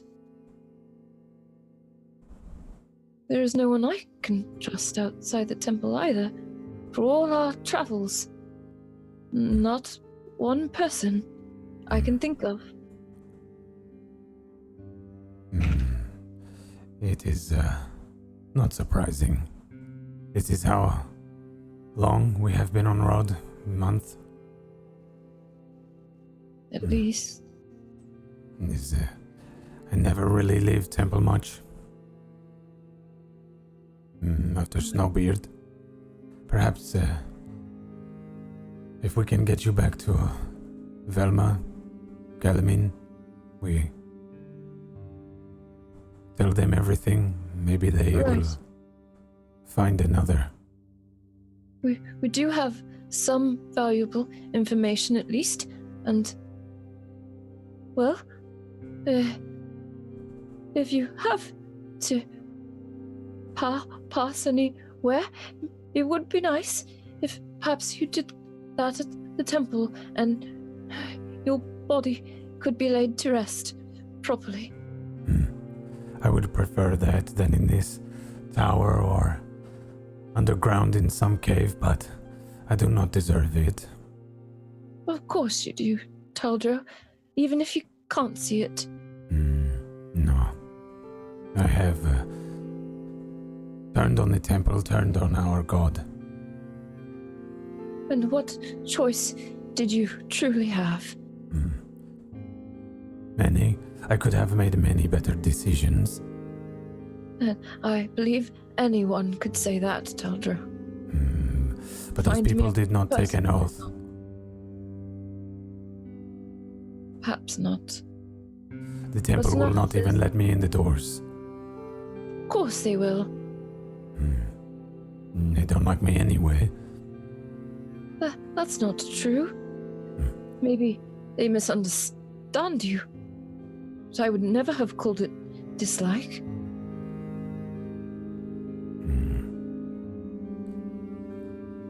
It does not matter. I do not care about them in there. I understand. Here in this tower, these wizards, these people who are afraid here, they are all secondary. You are my only family, the only person who I have ever trusted and loved. So you don't see the sobbing, but there are tears just streaming down because she's really trying to keep a strong front. And you are my only family, Taldro. I do trust the temple, but I have not made friends or family outside of your companionship. This is why the word of Kalimvor, the oath I make to him, the oath I make to anyone else is irrelevant at this point. It does not matter. All that matters is that when I leave this place, my one last oath to you is kept. I understand. Right, then we should probably get going. We will bring them with us. I will keep an eye on Kesh. Megan. I don't know what he is going to do in a forest far away from the cities. We have no coin. Right, I guess Megan has most or all of the coin. Maybe he will follow us, maybe he will not. Either way, I will not continue.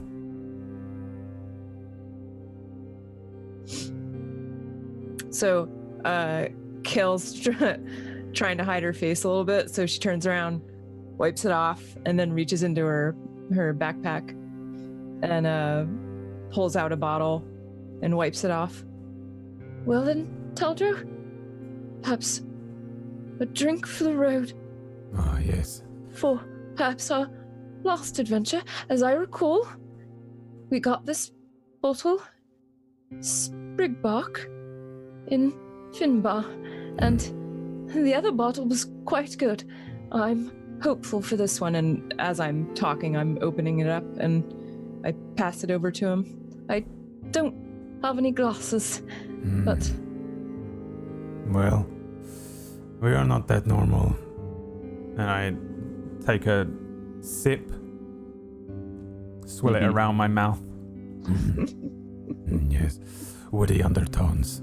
Indeed, a touch of moss, yes, as I recall. And then quite fresh. Finished. Hand it back. And take a couple of swigs. I also chew a little bit before swallowing. And we just sit there like teenagers drinking wine from a bowl. Yep. At the top of these stairs. Passing it back and forth. Yeah. Megan, what are you doing? Are you resting? Are you watching this? I'm like listening intently. You know that thing when like your friends who are all bilingual and you can only speak one language and they just start a conversation and you're like, oh yeah. Yeah. I think there's probably a bit where you realize it's getting like really serious. Like Kale starts to full on sob after a bit, you know, like feeling, you know. But then they start to unbox or uncork some wine, seem to agree while they're like somewhat. You can see Kale's hand going up to I think wipe away their tears every couple of seconds here. And Kesh is just kind of sitting there. What are y'all doing? When it starts getting a bit real, I'm going to walk down a bit, and you know where the barrier is? I'm going to write in thieves' cants, invisible barrier, walk backwards. On the wall. Okay. And when they start getting the wine out, you all right over there, or what? Do we give him some of this? Dude, I thought he was talking to Kesh. What did you say to us? You two, I'm just like, you two all right? We're all right. And yeah, whoever has the bottle probably will pass it over. Would you like some? What is it? It's Sprigbok from Finbar. I believe from 2 years past. It's quite good. Does it smell like birthday cake? No, absolutely not. You get like a really strong, bitter, it's earthy, musky, odor of the earth, trees, the forest, elves. 2006 Merlot. Actually, no, fuck all about wine. I'm looking at them intently and just making sure they're not doing that thing. You know, when people are watching, when you're gonna drink some piss or something. You're like, Gotcha.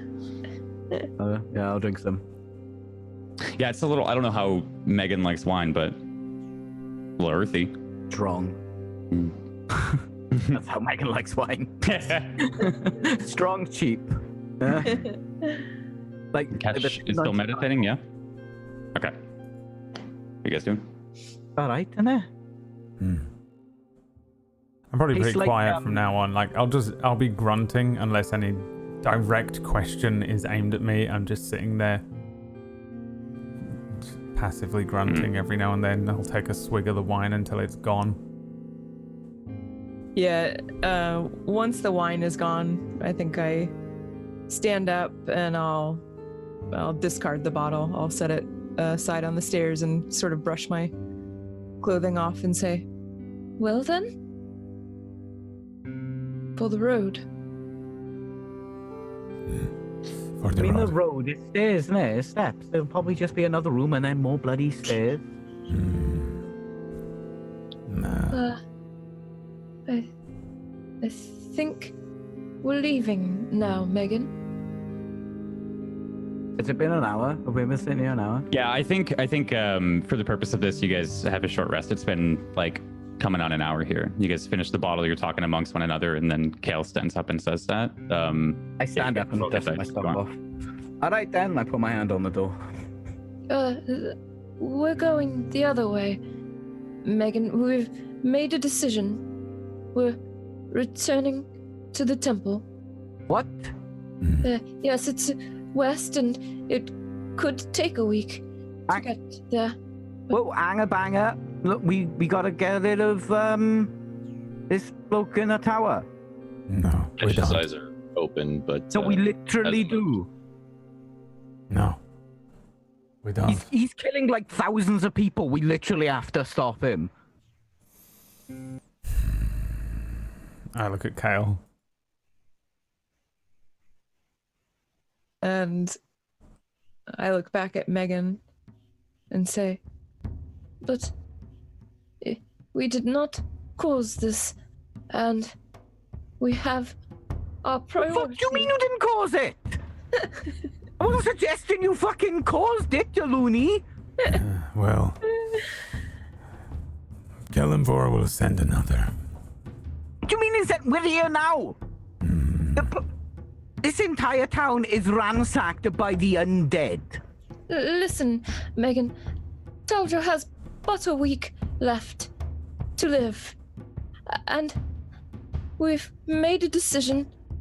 And it may not be right by some standards, but it's right by ours. It is our mission.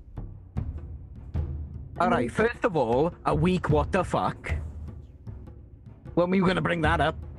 I've told you What? several times. Yeah, but you were like memeing. But you are so easily distracted by shiny things, and Right, I like shiny things. I understand. There are a lot of shiny things. I'm Perhaps we'll sure you find- can handle him by yourself, yes? I couldn't even do the chess. All right, well then, perhaps you can wait at the bottom of the tower for Kalimvor's next warrior. No, wait, stop, wait. Look. My entire town, where I've lived and grown up, is being murdered. You're fucking Paladin. Don't you care that people are dying? I am a doorman. My brain just kind of like resets and just I turn to Kesh. You're a priest. Don't you care that people are dying? You turn to Kale, who's the priest. Kale. Okay. Say change your name. Kesh might be a priest. We don't fucking know nothing about him. Yeah. Oh, I do. They're dying out there. Everyone's dying. Yes. Megan, I have to say that people are dying all over the place, and it's not our fault, nor is it our obligation to save any of them. We do what we can with what time we have, and right now we do not have a lot of time, and this affliction, whatever it is, it's not about me. It affects our world on a lot greater scale than myself, and You don't think this is affecting the world? important. There There's is a a lunatic sorcerer who has control of the most powerful magical items ever to exist. and he has the attention of a god.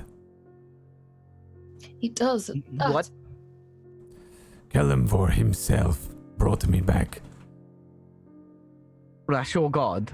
No, it was not. He intervened.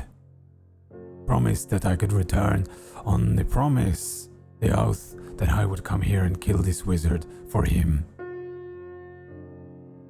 So you won't die? So just kill him then. No, I don't know what will happen. And that is precisely why I am going to leave. And it is precisely why Kalimvor will send another. And if he fails, they will send another. But what about you? You said you're gonna die in a week. Unless you kill this bloke. Kalimvor Why will are you not send fighting anyone for else to help Kale. Nobody will send anyone else to help Kale. I'll fucking help Kale.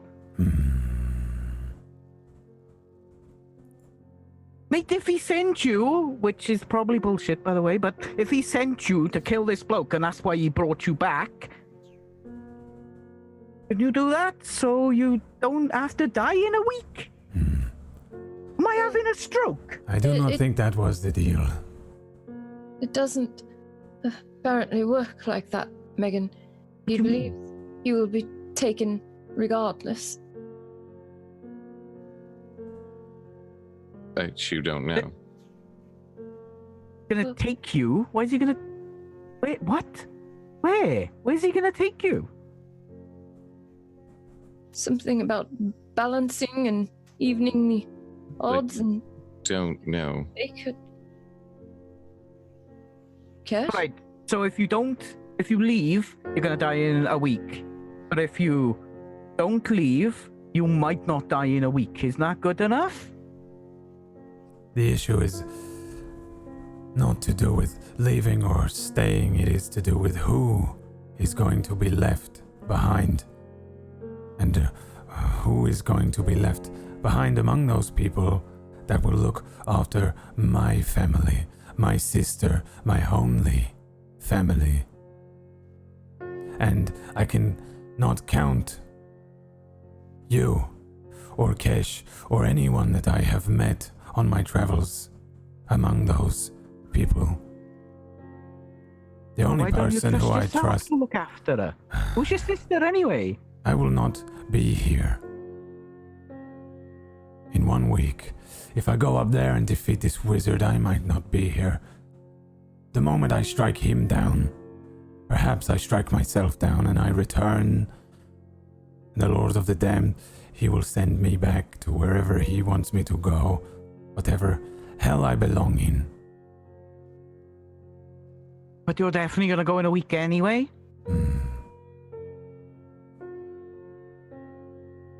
I'm gonna be honest. I don't. How about don't? I will see my sister back to the temple with the only Who is your people- bloody sister? He was referring to me, Megan. Not by blood. Oh, like Jobby Nobbs and his sister. I am unfamiliar. Yeah, but this evil dude killing everyone. And you definitely gonna die if you go in a week. And then who's gonna look after her? No one. If you go up there, I swear to you, I will try and protect her. She will not need protection if we get her out of here and I take her back home. If I go up there, I am wasting more time. If I go up there, maybe I will be given enough time from Kelemvor to return Kale to the temple. Maybe I will not. It is not a risk that I can take. It's But you think something- he's gonna stop? It's something me and Megan can do. I can't kill him. What do you want about? Not kill him, bring her to the temple. You would. But you don't have to die, Taldro. If he said go and do the thing, surely you'd be like, I done the thing, and he'd be like, you know, like a god. Charge Right? Yes, good was job. my charge was to assist and help with whatever you needed. You're charged by your liege, who you don't know the motives of. She's never led me astray. Going from the streets, going from nothing to what I have now. These bandits have been tracking us this whole time. And we've taken care of them. How do have we eyes not and know ears that everywhere. they are the ones who want you to find us?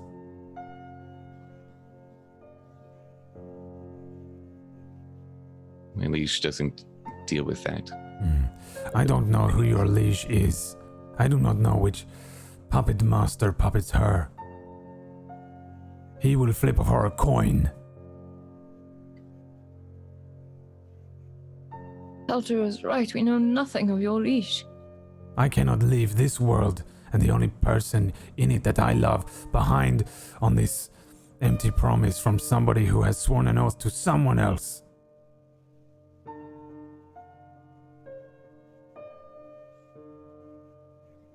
It's ironic.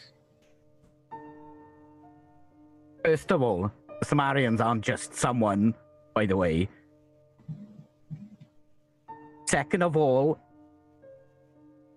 if you help me kill this bloke, I swear to you on my sister's life, if you're not here, I will help take Hale back to the temple. I promise, on her life, I swear. Roll me an insight check if you want. If you want. Taldro. Yeah, Okay. I will. 22. How truthful are you being, Megan? Like, 104%. I think you can really feel it. Maybe this might be the most emotional you've seen him. He definitely seems invested in what he thinks the right thing to do is. And maybe he's throwing that forth. I Really believe seems you, like he cares about Peak Cliff. but I do not trust you. What do you mean don't trust me? covered these things, these coins, these trinkets. The last time you were left alone with Kale, you burned an entire city down.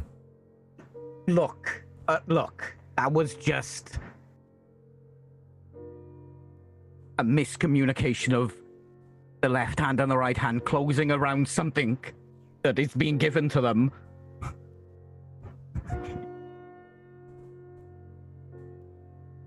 I didn't burn it down on purpose.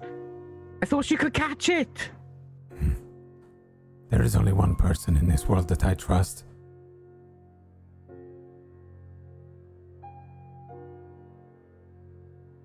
Your sister, right? That's what you were going for. That is the issue. That is the problem here. I swear I would take her. And Kesh. Why am I so bad at names? Kesh even said he would. And if he's working for Vasadi, you don't mess with them, all right?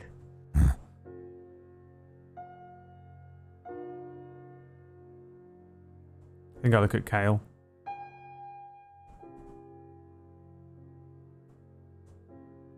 Yeah, I understand how you feel about this, Megan, but we talked and we don't know how long this tower, these shenanigans will continue. It's trap after trap and puzzle after puzzle and... What floor are we on? You are right about to get to the 6th floor. The 6th Like, floor. you're, like that door is Did the he say 6th. it was 9? 9. 9. Yep. But we know exactly. This is number 6, and we gotta go to number 9. But we do not know what is in between, and we do know that Taldra only has 1 week. And Why is it important to you that we do this now, Megan?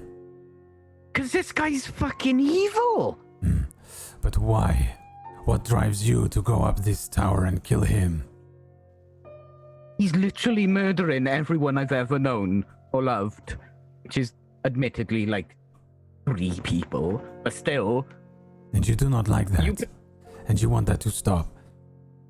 Yes. Obviously. Then how Like can you- I not try and protect the one that I love? But surely this has given you the best chance. No. This gives me the worst chance. I don't think you know what chances mean. You could go back down 5 floors of pure, unadulterated death. And then, with people chasing you, try and get to a place where I assume they know she's from. And then, if you don't get there in a week, because you're dead, because you haven't done the thing, that's not good odds. If we go and kill this bloke, we can get out of the tower safely enough. We have defeated the other floors. and then you have to walk through in a town which is infested. And we have done so. Not long before now. We did it. We can do it again. Right. Or we could go up 8, 9, 3 floors. Kill a bloke, done. Sorted. Then this guy can't infect the rest of... You think he's gonna stop because he's got you? As soon as that town is dead, you think he's gonna stop? Listen to him, he's nuts. I don't know what he will do. He is crazy. He is terrible. I would like to see him killed. I would like to see this finished. But there is a chance that I will not make it out of there. Well, there's definitely a chance after a week you won't make it. If he Where's has the temple? How far is it? Can you do it in a week? closet full of artifacts, very powerful artifacts. I've also got a closet, well, a bag full of artifacts. In answer to your question, it could take about a week to reach the temple. Look, I'm gonna be honest. I wouldn't say that you are close friends, alright? Although, I don't think you're not unclose friends? You know what I'm saying? No. Right. I kind of trust you as far as as I say, and I can trust you as far as I throw you. It means I can trust you for as far as I know you. I can trust it, like I can trust you. If there's a door you can't open, you can hit it. Yeah. I trust. I think Ash. he's saying that he'd fight with you and for you. I didn't say that. I know what you meant.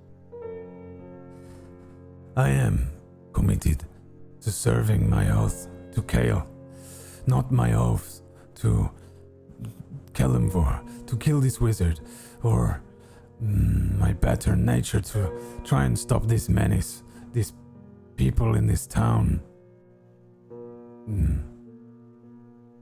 Why did Kellenborg give you your life back? Because he knew that I would grasp at anything to return so that I could commit myself to this oath.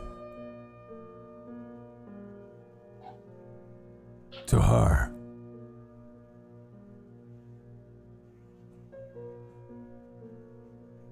I promise you, if you help me kill this bloke, I will do everything in my power to keep her safe. What you promise to me does not matter. What Kelemvor, the god, the judge of the damned, promises to me does not matter. What my own forsaken god Eldeth promises to me does not matter. What matters to me is that I leave this world having completed my only singular true oath. The safest way to do that is to invest in her safety, not just you running around. What if that bloke that wants you to do the thing just takes you anyway? Then I shall crawl back from death once more and smite the life from him. A bit dark, but...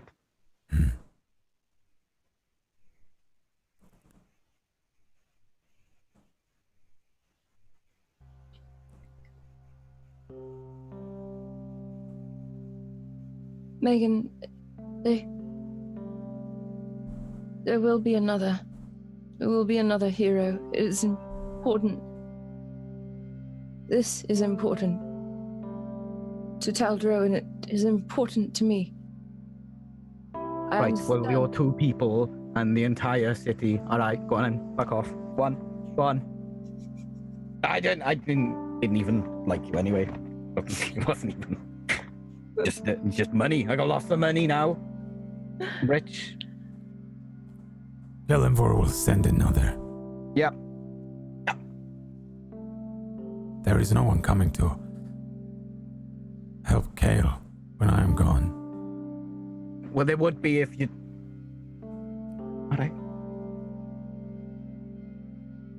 I don't think you understand, Megan, that I don't think you both understand. Ailing me is ailing the world. And I don't know anyone else that is hunting for a cure or the cause. I told you I'd help. If you help me, I will help you. That is up to Taldro. It is his time. I'll even start pronouncing my H's.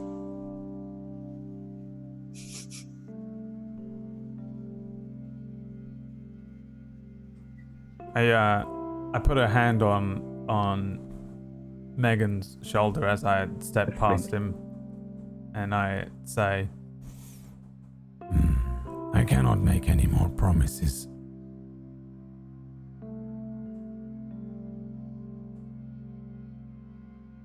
Don't know what that means. I'm braced for him to hit me, because that's usually what he's about. No more oaths. Not to you, not to anyone.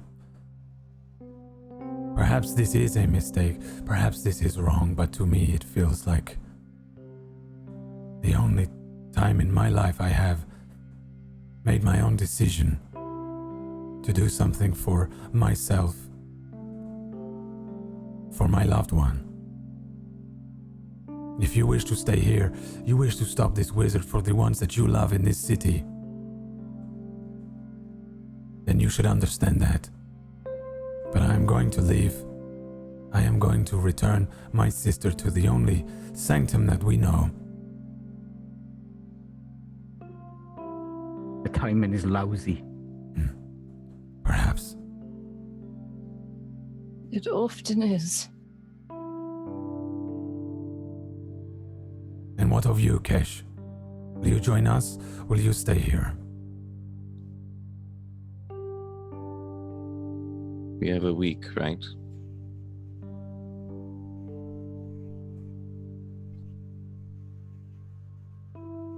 What are the odds of you getting the full week after we're finished here? What are the odds of you walking out that door and you're gone? Instantly. How can I know the whims of a god? Betraying one is one thing, betraying two is...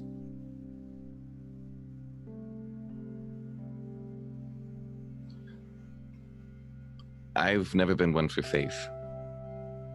It's not something that I truly embraced when I was at the monastery.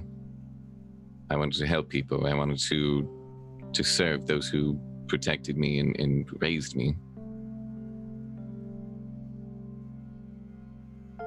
Knowing what's at stake both outside this place and what you two are dealing with,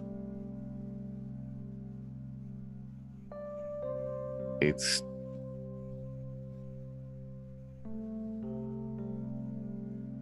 literally split 50-50.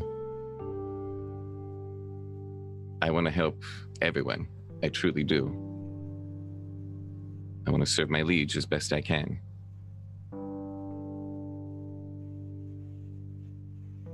But to get this far and turn around to not finish the job, to save many people for the possibility of a week when who knows what will happen when this job is done.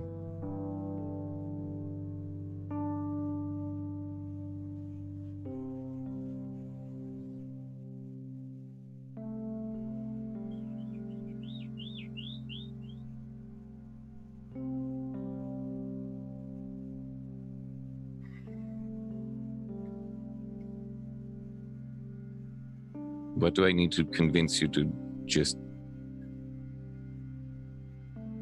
let us finish this so that way we can bring Kale back to the temple? What needs to be done? You will need to speak to Kelimvor himself.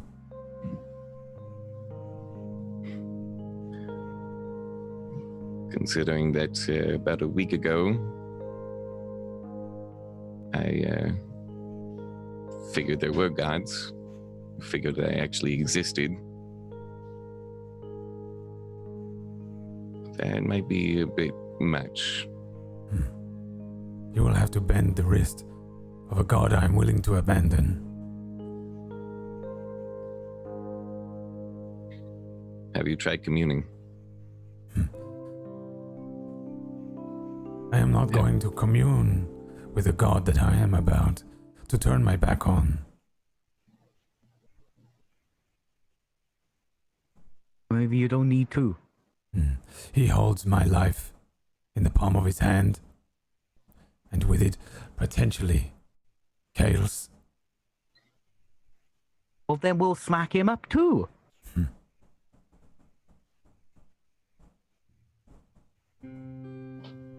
Who is this Kelimvor anyway?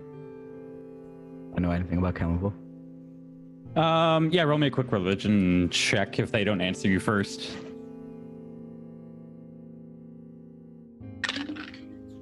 Today, 13. 13. There is a temple here in Peak Cliff, so maybe that's where a lot of your knowledge comes from. There are 3 that are, I believe, called the. 1 second. There's three temples in the city that they're surrounding each other, and they are all kind of death deity themed. I think he's just the god of the dead. Kind of has the scales of balance. It's his symbol, and fucking despises undead.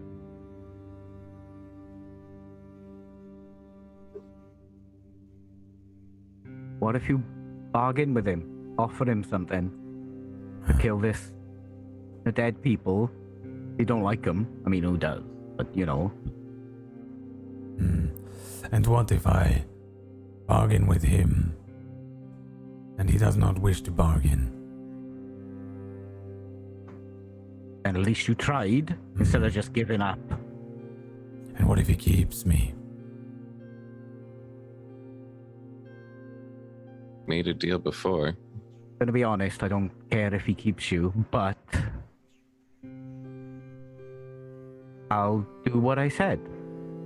What you want to do. And it is not enough for me. How about if I give you 20 gold?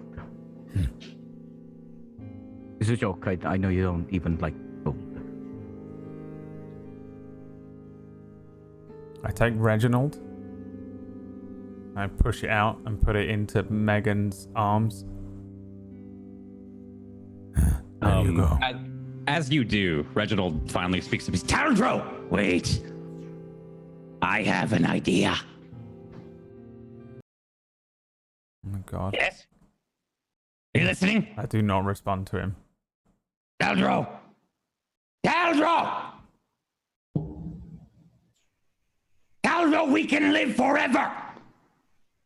Taldro, I want to kill undead. Don't put me in his hands. He's just continuously saying this, like, you just put it in his chest? Yeah. Yeah.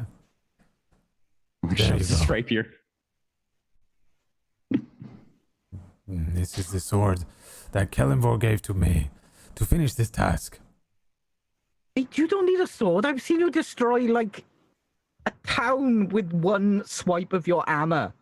Well, the point is, this sword is good for your quest.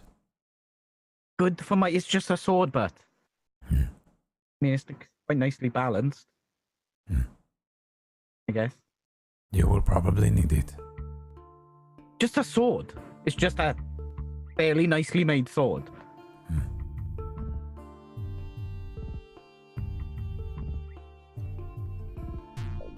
It starts to, like, still scream at you again, Taldro. He says, no! Why? Taldro! Taldro, I can find you again. You can't give me away. I can come back. Shakes a little bit in your hands, Megan, like it like wiggles. Without you touching it, it wiggles. Oh, fuck. I turn to Kale. I am leaving now, unless you wish to stay. I'm right behind you. Can I try and give Kale the puppy dog eyes? Because I got nothing left. I have no words left. Give me a performance check. I don't know if it's performance, but I'll roll performance. Sorry, all my music folders are fucked up. I'm just. What did you roll? Performance? Yeah, roll performance. Sorry. I'll roll performance. I'm not performing. I literally like at a loss, the character, but it's a charisma. Yeah, I know what you mean. Yeah. I think Kale, give me an insight check here. All right. What's Catch doing as well?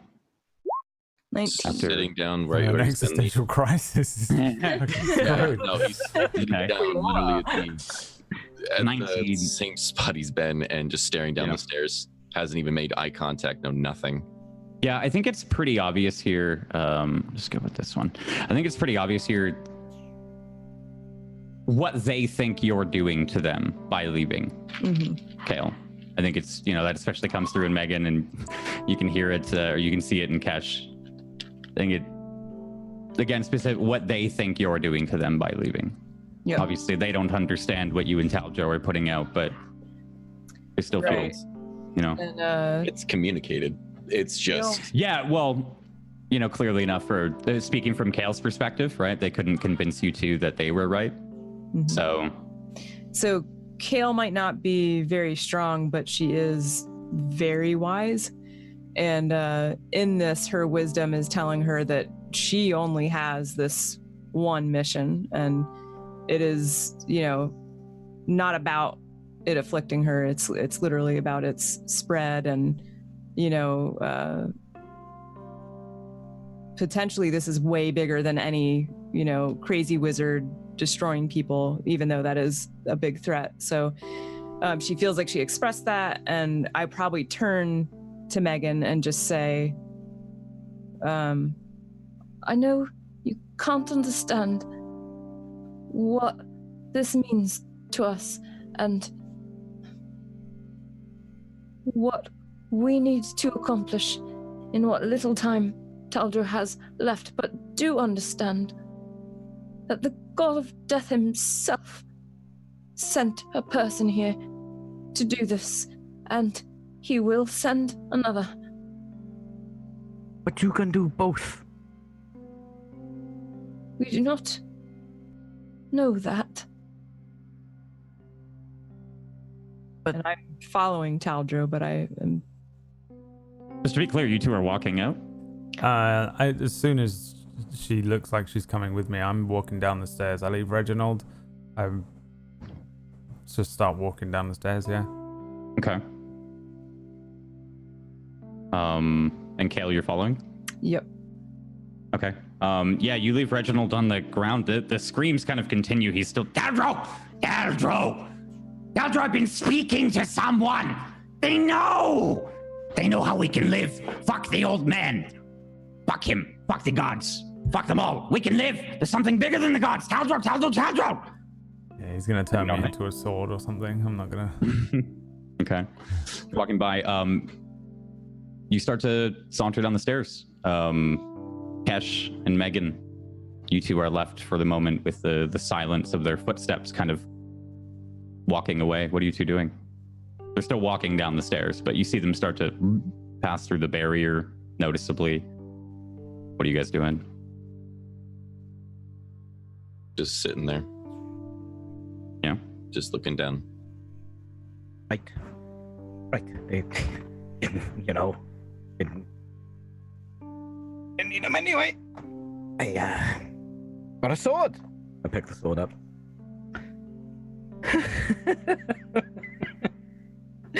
Oh shit!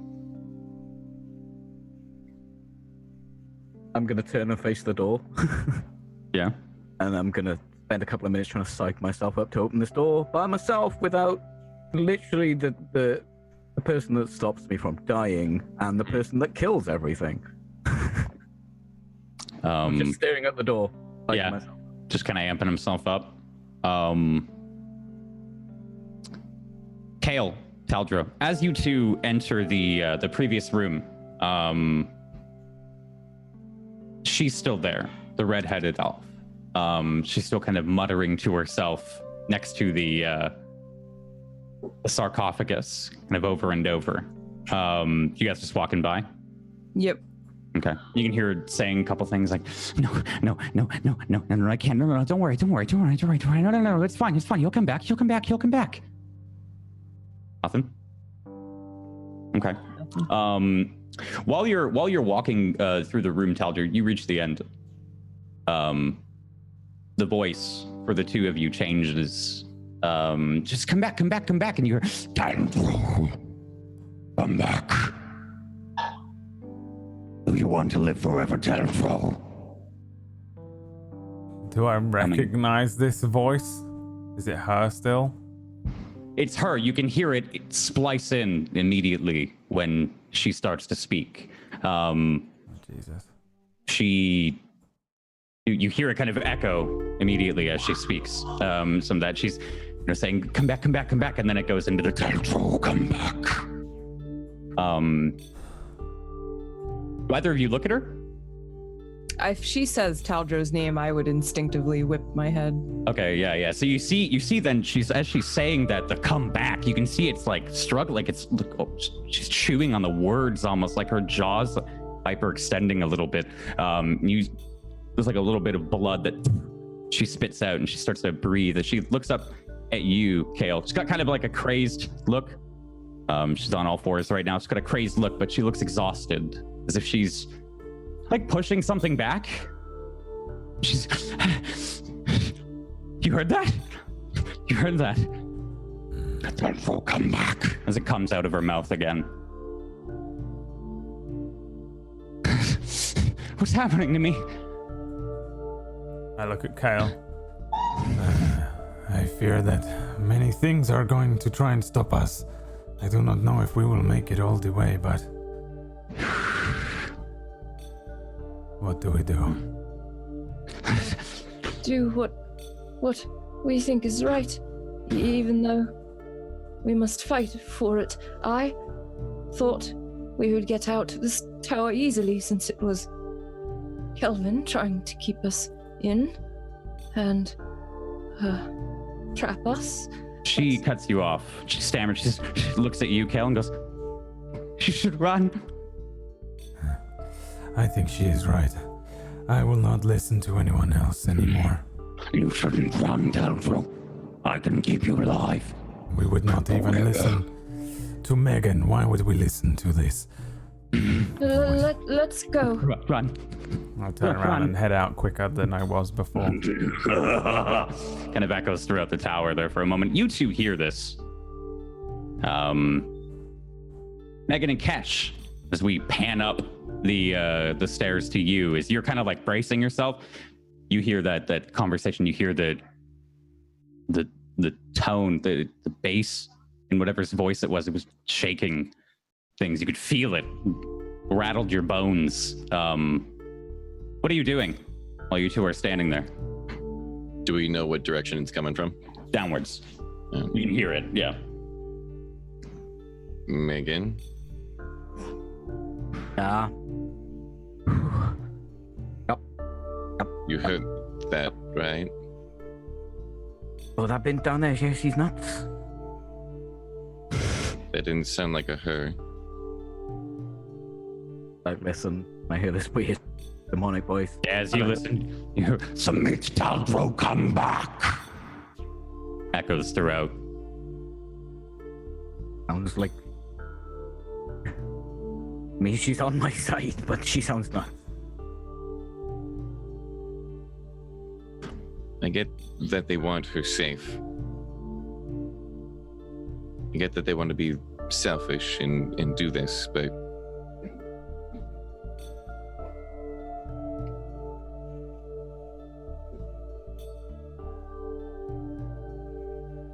the fuck do we do? Well, we have to kill... I know. Trust me, I know. I'm like visibly shaking because I'm terrified. Yeah. Yeah, Kesh is still looking down at the bottom of the stairs, and that's it. Has not stopped. I mean, I can't give up. We're like more than halfway.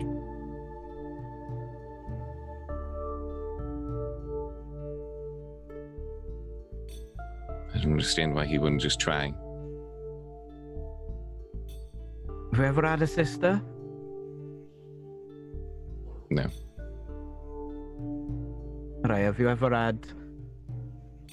Well, what about family? Family. Just stays quiet. You know, like... Mum. Or your pops. Or brother. Maybe a cousin if they were really close. No, What about a wife? Husband? Boyfriend? Girlfriend? not a word. You've never had... Really? I know where he's coming from, but he's wrong. Because 4 is better than 2, despite how fucking nuts he is when he's got a sword in his hand. But he's also a bit stubborn, you might not have noticed. There's a reason he's died before. probably had a fight with something that was pretty big. You know what he's like? I saw him throw a wolf off a cliff before. He's nuts. He's arrogant. Sees what he wants to see.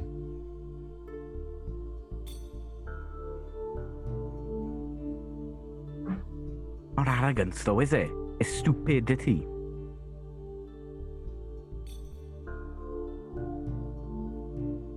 Get that if he wants to protect her, and I guaranteed, and turns around, guaranteed you would have kept your word.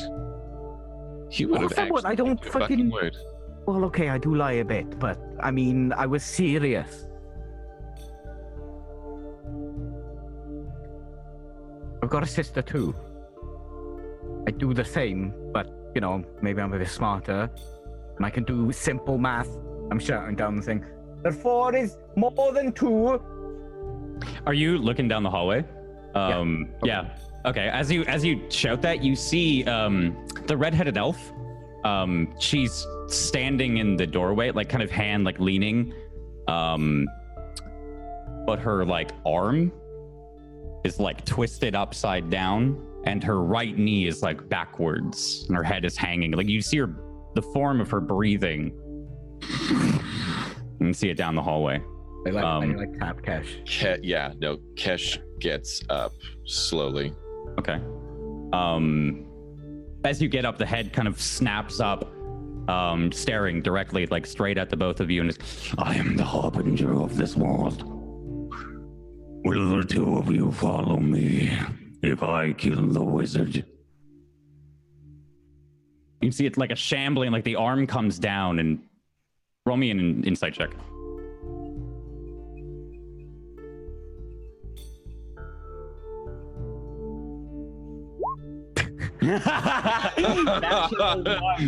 From Megan. I don't think you can quite tell, Megan, as crazy as it seems. Cash, I think you can tell this.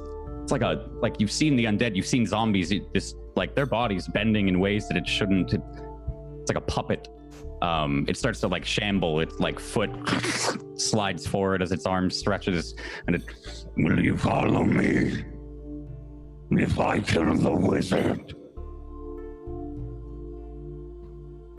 Just looking down, almost like in horror. Just Megan. I will let you live if you follow the orc. If we What follow was that? Said I will let you live if you follow the orc. Wait, you want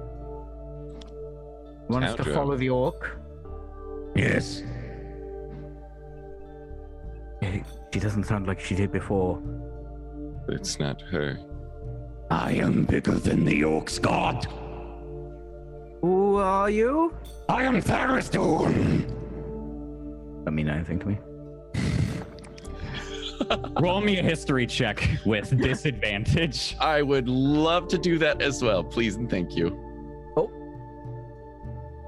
I said I give myself expertise in history instead of rolling it. Let's change that. 9. 12. 9 and a 12. Nothing that rings a bell. Nothing. Says that and says, I am the Chained One. Thousands of eyes. They lurk. Right. I seek to return. I will destroy this wizard. You will follow the orc. The day has been saved. Quit your meddling. And as you say, like the jaw kind of snaps off as the body like shambles up another step. I think we should just agree to this for now, because that thing is fucking terrifying. Just follow the orc, right? Follow the orc. How can we trust you that you'll kill him? The head, like it's been looking at Kesh, right? And then it snaps. Like it just snaps and stares at you. No response, no answer. It just... Like, that's a good reason. Yeah. We'll just follow it. Okay. I'm just gonna run past. Megan starts running. What are you doing? Cash will slowly trot and as you pass it on the stairs, you run down. You hear whimpering and crying from the form, like a soft whimpering. As you make it down, Kesh, it's starting to shamble up halfway through. Kesh will stop at the end of the stairs and just it like turns back at you. What are you going to do? I am going to bring about a new era of the world where all are equal. I have waited in chains a millennia. The tides turn, and I will deal with your wizard.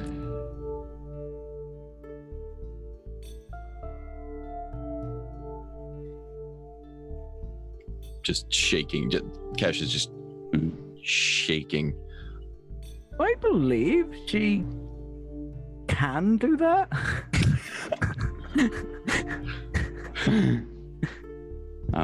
Her legs start to, like, her head spins around. You can hear the of it going up again, the crack of its legs. You can hear, like, as it moves, like 3 different joints are disconnecting and then joining again, just in places that it shouldn't. What do you do? And you'll definitely, you promise that you'll kill that if we follow the orc. You follow the orc. The wizard was mine to begin with. I just look pleadingly at Kesh. I'm like, I have no idea. Kesh looks up at Megan and just nods his head and just start walking. You hear a disgusting, like a pop, as if something's escaped skin or flesh, like, forcefully. And the two of you follow suit, I think. You catch, I think you run down those stairs, go into the chest room as Kale and Taldro are exiting. Before you leave, you hear a sick, like, maniacal laughter.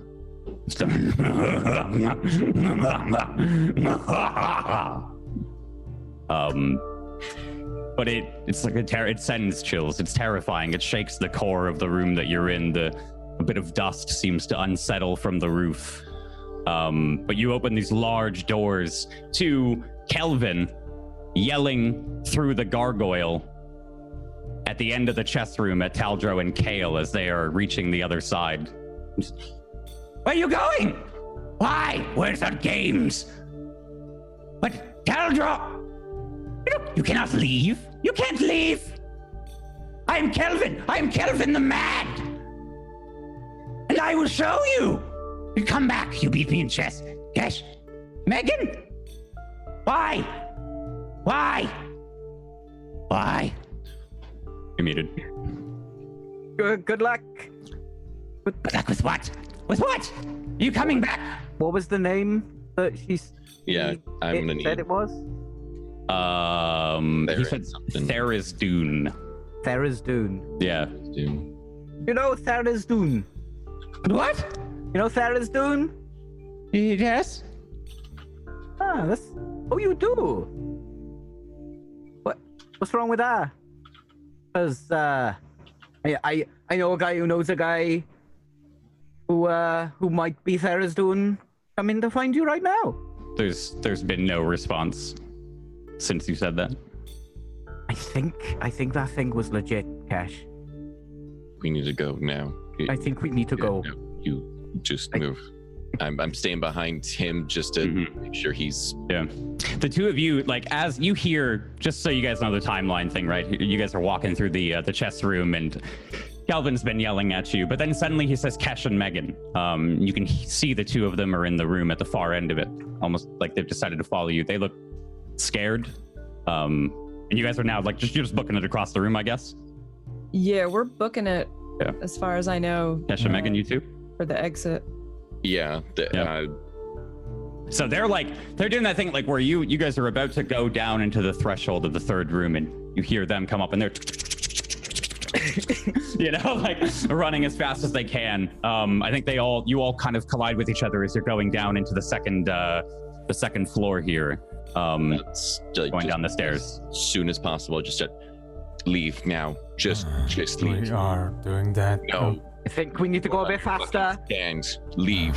Faster. Okay. I'm breaking into a full run. Yeah. You all begin to leave the tower. You hear a couple of what seem like the tower shifting. You hear the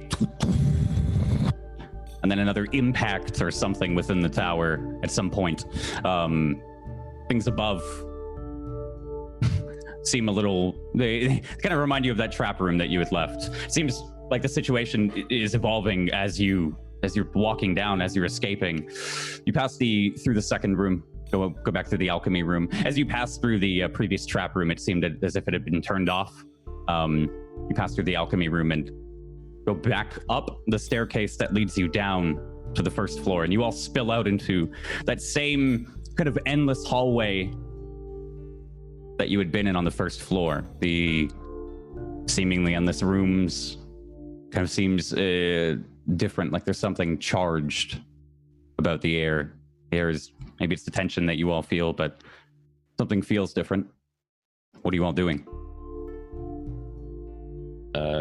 Thinking of exit, the room that we originally just so then I assume, like, as you come down the stairs, then it's like there to the left a little bit. As you look around, it seems endless, and then you think of exit. It's there. You all see the exit. Going for it. Going for him? Stepping out. You all spill out. You burst out of the door. I'm assuming at like a top speed. You open the door into sunlight. It's strange. It hits you. It beams down on you. It's late in the day, but it still kind of affects you for a moment. Being inside of this dark tower for however long, and you see a group of faces staring up at you. The wizards and mages and sorceresses that you had left behind. You see a couple of them coming out of their tents that they have. They seem to be in a bit of a bit surprised to see the doors open, and they. You did it! He did it! They did it! He did it! I mean, what do you mean we did it? Kelvin's dead, yes? Of course, you wouldn't be exiting the tower unless... Right? This is the first one that you'd spoken to with black hair. One of the first males. He's like Taldro's height or a little bit under, black hair, handsome face. He comes up the steps kind of. What happened? And the mage's apprentice that you'd brought in, where are they? Wait, you're smart, aren't you? You know... Yes? You know Sarah's Dune? Did I say that right? Yeah. There's Dune. No, did they help you? Are they someone that could help you? No, but you did it? I think Kelvin is terrified of them, and they're... Are the undead gone? He says, no, as he looks, and he kind of like gets a sad face and confused as he turns back to the four of you. I don't understand it yet.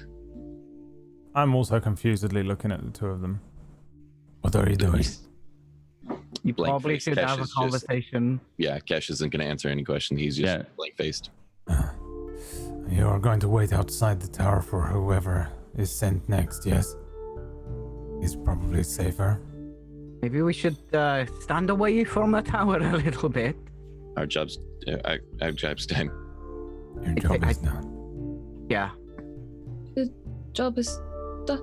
Well, then let's go. We kind of have to, I think. I don't understand. Right then, let's... The job is done. An older man from the crowd kind of speaks up and he says, the job is done, but the skeletons are still here. What? Why? They'll be taken care of. Just. Pretty sure that it's gonna... I mean, if 6% was 100%, right? But also 9% was 100%, and 6% is the percent of that 9. What with the hell me? is a percent? Wait. It's like a fraction. He like studies the two of you. He's Like a gang? What happened in there? Guild. I'm pulling on Taldra's sleeve. We'd better. Where is the place where they jump from the thing into the water? Oh, west and north of Peakcliff. It's on the west side of the lake, the east side of the mountains that the temple is on. Oh, we are on the west side of the lake. No? We are on the east side of the. Are we on the east side of the lake? You guys are on Peakcliff is on the east side of the lake. East side of the lake, yeah. I grab a random wizard. Just pull him in. Yeah. Is there a way around the lake? A safe way? Roads or... There are roads. How do I get down there? The stairs. Which stairs? He points over. You guys have all been kind of like precipitated on this massive cliff that's overlooking the rest of the continent, right? You're quite high up, high up rather. Peakcliff is a city in the mountains. He points to nearby the lake. You can see a large a peak that splits out and kind of shadows over the lake. And he says, there's stairs. It's the famous Peakcliff stairs. I'm already they walking stretch tall them. into the sky. The road goes north then, Walk away. along the lake. He nods at you, as he looks at you. Taldra walks away and he says, and then he nods at you as you ask him the question, yeah. And then we can go west to the Temple of Eldath. Yes. What does Eldath have to do with this? Nothing. And I'm running. It's got lots to do with it. A pact has been made with no, it's a dinosaur. Theradin. Who? And Theradin's gonna take care of Malcolm. Theradin. No, I'm Malcolm. The old man turns to me. Do we know any Theradins? And they start to are you guys are just walking away. I assume Taldro said, whenever Taldro says I'm walking away, I assume everyone's following him. So just walking away, yeah. I'm doing that trailing thing where I'm talking, but kind of have to follow. We'll say as he turns to ask that, you take that as the opportunity to start walking. You begin to exit, and one of the mages calls after you. It's a girl. She says, "You're sure? Just don't go in there. You will die." But you said it'll be fixed. It will, but it's only on number 6 and the 9. At the very top of the tower, as everyone's like, and they look. It doesn't seem like the tower is affected, but you hear an impact inside of the tower, and they all immediately turn up. Doesn't seem to be anything happening. No, the tower doesn't seem to be affected, but you all split off. You take that as your opportunity to fuck off? Yep. Okay. Also, Jay, can you spell out that name for me? Which one? There's Dune. Yeah. There's Dune, that's it. I think it's THARASDOON. I like that. I think there's an apostrophe in there. I'm not sure. You all walk away. Over the course of a couple of minutes here, you hear some kind of destruction from the tower as you're walking away. You you all begin to walk towards this large cliff that overlooks the Jade Lake here. Let me get the world map for all of you. Oh, we should. It's gone. No, it's not. There you go. So you start to walk along this large kind of flat stretch of rock here that sticks out. As we end the session here, we find you all walking. You see to your right a long set of stairs that travels all the way down, dizzying in height to the bottom of the Vormir plains to bring you down to Jade Lake. The tower behind you begins to shake and rumble, and you can see one side of it start to and just fly off, as if something had punched it or been knocked off. And find you all looking out over the continent of Vormir, leaving the Star of Brienne and the Tower of Brienne to the mages and the red-headed elf or whatever was inside of her. That's where we end today's session. As you all start to make your way down the steps of Peak Cliff, yeah? Yep. Damn, guys. That was fucking sick. I would like to apologize. You guys did fucking great. For instigating all of it. Fucking leaps of RP I've had to make. To go along with Brad. I'm running this campaign now, Woto. I'm sorry, I've done nothing but play my character exactly how he would be played, and it's led to some terrible decisions from my perspective as well. Oh man, yeah, that fucking message you just sent. I didn't know what I had done. Oh man, this is great. I mean, the whole thing actually hinged on when I spoke to Kesh originally, and he didn't answer. And I was like, because I was just going to ask, I was literally going to force Kesh to make an oath to me or to Kale to look after her, and then I would have just carried on. But he didn't say anything, and I was like, oh, fuck, there's something up with him. And then Taldro was like, oh, fuck, there's something up with him. And I was like, there's no fucking way. Because up to that point, he kind of trusted Kesh. He didn't know why Kesh was there, but... That was good, guys. You guys did amazing. We'll do XP after. But you get bonus XP for all the fucking sick roleplay. Seriously, great job. Thank you. Let's do a quick outro here while we're high off that. Fuck, man. I need to get high off that. Let's start with Peachy real quick. What do you do? Where do you do it, my friend? I do the things. I'm Peachy Pixelating. Find me on twitch.tv/Peachy Pixelate. We do Motorsport Mondays on, surprisingly enough, Mondays on Thursday before this show, and then we come into this show. We do Elite every single week, 5 p.m. GMT today, but 6 p.m. every other day. And then I play other stuff. I'm addicted to Watch Dogs 2 at the moment because it's fucking insane. This is the most insane game I've played. People keep dying, and it's not my fault. Have you played the multiplayer for Watch Dogs yet? I haven't, no. This is the first time I played it. I picked it up on Steam. Game for free. Oh, dude, best game of hide and seek you'll ever play. Watch Dogs multiplayer. Yeah, it's super good. Zot, what about you, buddy? Hi, I do Zapot things. Lately, it's just been a lot of GTRP, running around with that and having a lot of fun with it. So, play a character that went from being a physical therapist to now a psychologist. So, bit of a leap. Still trying to fill in the gaps with that, but it's been a ton of fun. Lots of interesting people. And if you're really into like RP stuff and all of that, obviously follow here first, and then maybe check me out or something like that. So please follow all of them. A bunch of our streamers do roleplay on their streams too, so go check them out. Tuesday, she runs a full-on Back to the Future 2 RP stream. Sure. Every other Thursday. Every other That's why Thursday. We can't do RagTags, because she's got to do her fucking Marty McFly. Pretty much.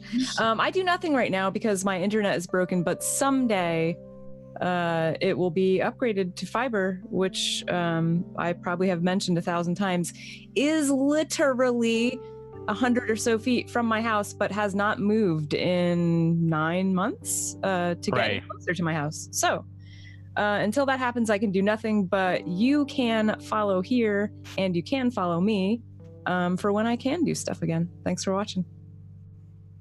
Do it. Brad, what's up? Hello there, it's me, Brad Woto. I'm a full-time Minecraft player. I don't do anything. The campaign that I run has come to a full conclusion this week. Darkfire. So thanks very much. It's hard to get them to the end because players do stupid things like KO your storyline in the middle of it and feel awful and expect to just in those situations you can just kill me and go just fucking stop. No idea. That is finished. Darkfire is finished. So we have a full complete D&D 5e campaign called Darkfire that you can watch somewhere else if you want. That's it's going to be 50 episodes. We're doing a round table thing next week just to discuss some of the things that happened and answer some questions and things like that. So yeah, you can find the full playlist of that on the YouTube or on the collections on Twitch if you want to watch a new D&D. There's another one called Dustvale that's set in the same world, and it's got Jay and Tuesday in it as well, but I GM that one, where Jay continually tried to ruin my storylines by leaving the dungeon in the middle of it and stuff. And successfully did it. Yeah. He didn't really. Oh, that was Tenchi. It was Tenchi. Well, I mean, whatever. It was a good campaign. You guys should go watch it. So yeah, I've got nothing to announce apart from the fact that I did kind of do a soft announce of the new campaign that I'm going to be running. There's a little trailer at the end of the last Darkfire episode. I think if you want something else special going on this week on Saturday, and I forget the time, I want to say it's at 2 Eastern, KT Peters Plays is doing the reward for the fundraising stream. It's 1 p.m. Eastern is when it is. This Saturday, 1 p.m. Eastern, we're running a one-shot. Well, KT Peters Plays is running it. It's the first time she's ever GM'd, ever, not just online or anything, just ever. And that is at 1 p.m. Eastern. So if you're around on Saturday at 1 p.m. Eastern this week, then I'd highly recommend that you jump in on that. That's going to be fun to witness. It's just an event. It's just an event to witness someone GMing for the first time. It's cool. So the trailer to play at the end or nah? I haven't got it. No. Go follow it though, guys. Do we have it on our YouTube? The trailer? Yeah, you guys can check out the trailer. Speaking of campaigns, I wanted to, before we get off, go check out the Silver City, because Brad was talking about things that he GM'd, and that is fucking awesome. It's a podcast D&D that we did. It's free to everybody, right? Or no? Yes? Yeah, it's free. Right? Yes. Okay. Yeah, that's right. Like, because at one point it was like for free. the patrons. It's because early, patrons free, get all the MP3 stuff 1 week early, but it's free. Don't give me that fucking face, PB. I swear to God. Thank you all for watching. Seriously, go check out each of these 4 channels, please. I GM every Thursday here, or every other Eon Thursday, and we do RagTags. I'll be in something coming up very, very soon. It's my own spin-off of me drinking tequila for 4 hours straight. Tune in tomorrow to the announcement. Thanks so much. No idea what that is. It's me drinking tequila for 4 hours fucking straight, dude. You said it was a spin-off. Yeah. To that. Yeah. So I thought you was gonna be drinking something else. You'll have to tune in to see. All right. I bet it's coffee, and he just does a coffee time.